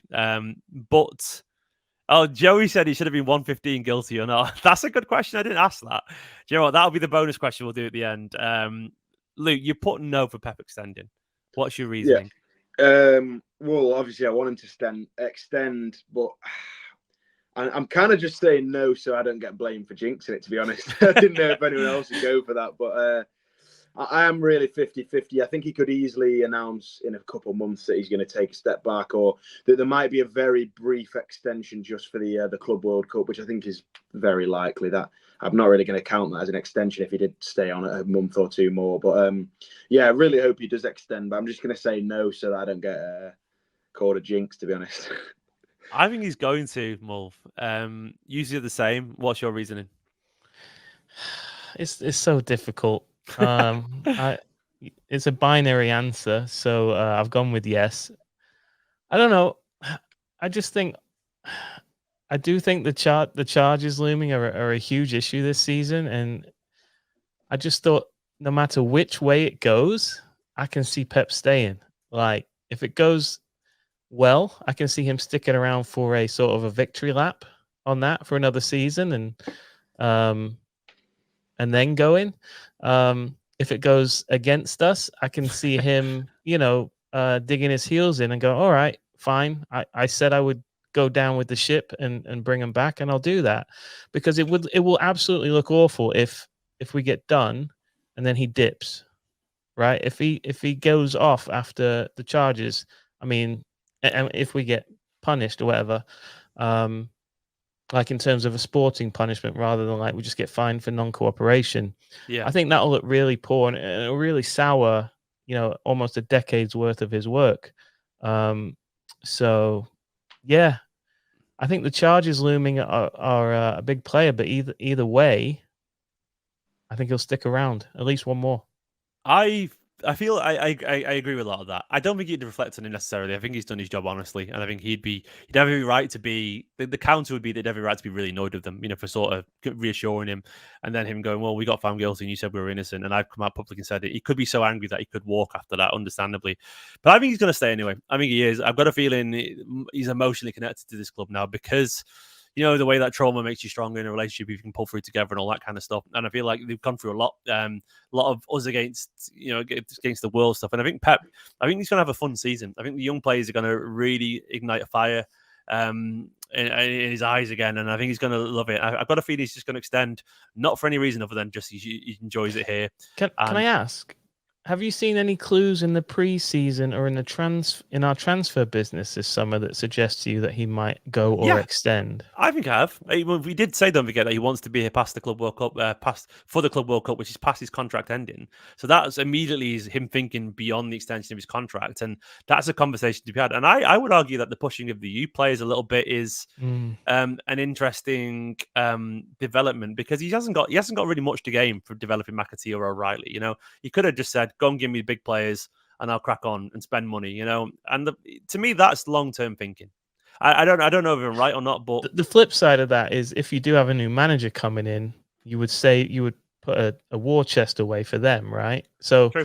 I don't know, some of the signs to me could go either way. Is if you want Pep to extend, you tell him you can't spend any money, you know what I mean? So so he works both ways, and I think instinctively they always give Pep what he wants because they're desperate for him to stay. So, do you think Haaland is tied to Pep in that maybe we wouldn't have let go of Alvarez if Pep was leaving? Maybe. I don't think they have anything to do with each other personally. I think Alvarez wanted to go, and they went, all right, and that's the if you want to go, fuck off in the nicest way possible. Because if Pep leaves and then Haaland goes with him, you'd immediately be back in the market for a Julian Alvarez, wouldn't you? Oh, you would do. I mean, there's a billion different permutations you could ask, isn't there, about that? And I just think he's going to extend. I think he likes it here, and I think he'll look around the market, and I think you want that stadium named after him or something like that. The stand, and stand, I think, I don't know. Like maybe it doesn't matter, but to me, 10 years in football at a club, it matters. I think it does. It's emotional, and it's sort of irrational to care about that stuff. But there's something about doing 10 years and doing 5 in a row, and maybe getting another Champions League and seeing these young lads go and looking around and going, where else do I go? Like, where else really does he go? Like, he's done Spain, he's done Germany. I don't think he cares about Italy that much. But maybe he does, but I just don't get the feeling like he's going to go over there because the league's it's not in its best place, and they haven't got. I don't know. I just don't see it, guys. That is the end of these questions. Obviously, jokingly in the chat, people suggested 115. I think we'll be innocent. By the way, Luke. I think on the whole we'll be innocent, but I think there'll be a few kind of things here and there. Obviously, the compliance stuff, I think we'll probably get done for that because I think it's black or white whether you've agreed to go along with that kind of stuff. But I think on the whole, everything's going to be fine. But there might be one or two things. So I think if I'm thinking about the Sky Sports News headline now, I think it'll be the majority of cities, 115 are dropped, and there might be, small fines, small points deduction, whatever. But I think on the whole, I think we're innocent. Agreed. Yeah, same for me. I think it'll be like the cast verdict. I think there'll be something they can cling on to, say they've done us. But in the main, sporting wise, I think we'll be fine. There you go. You actually reached the end. You're genuinely a legend. And if you did reach the end, type this in the chat. 𝙏𝙬𝙨𝙩𝙖𝙬 forever. I want to know if anyone actually got here to this part of the video. Thank you so much. I hope it was easy to digest as one massive video. And once again, thank you to all the wonderful people involved. Asan, Amos, Nobbins, Sam, Luke and Mulv, all absolute superstars and made this video very entertaining. If you enjoyed this longer form of season preview across the week, do let me know. I'll try and do it again next year. I really enjoyed it. I thought pushed myself quite a lot with the editing and the guests and all that kind of stuff. And I had a great time doing it. And I think it's made for some really good content in one giant video form now for your exclusive viewing. Thank you for watching. Give the video a like, subscribe, share this video, whatever. Do help spread the word about it because I put an awful lot of time in it. And my actual match preview will either be up as you're watching this or be up later on today on the Friday as I'm recording this right now. Come on, you Blues. Let's hope that City have a very good season. Get your predictions down in the comments below. And don't forget, if you've got this far, right, 𝙏𝙬𝙨𝙩𝙀 forever. In a bit, bye-bye.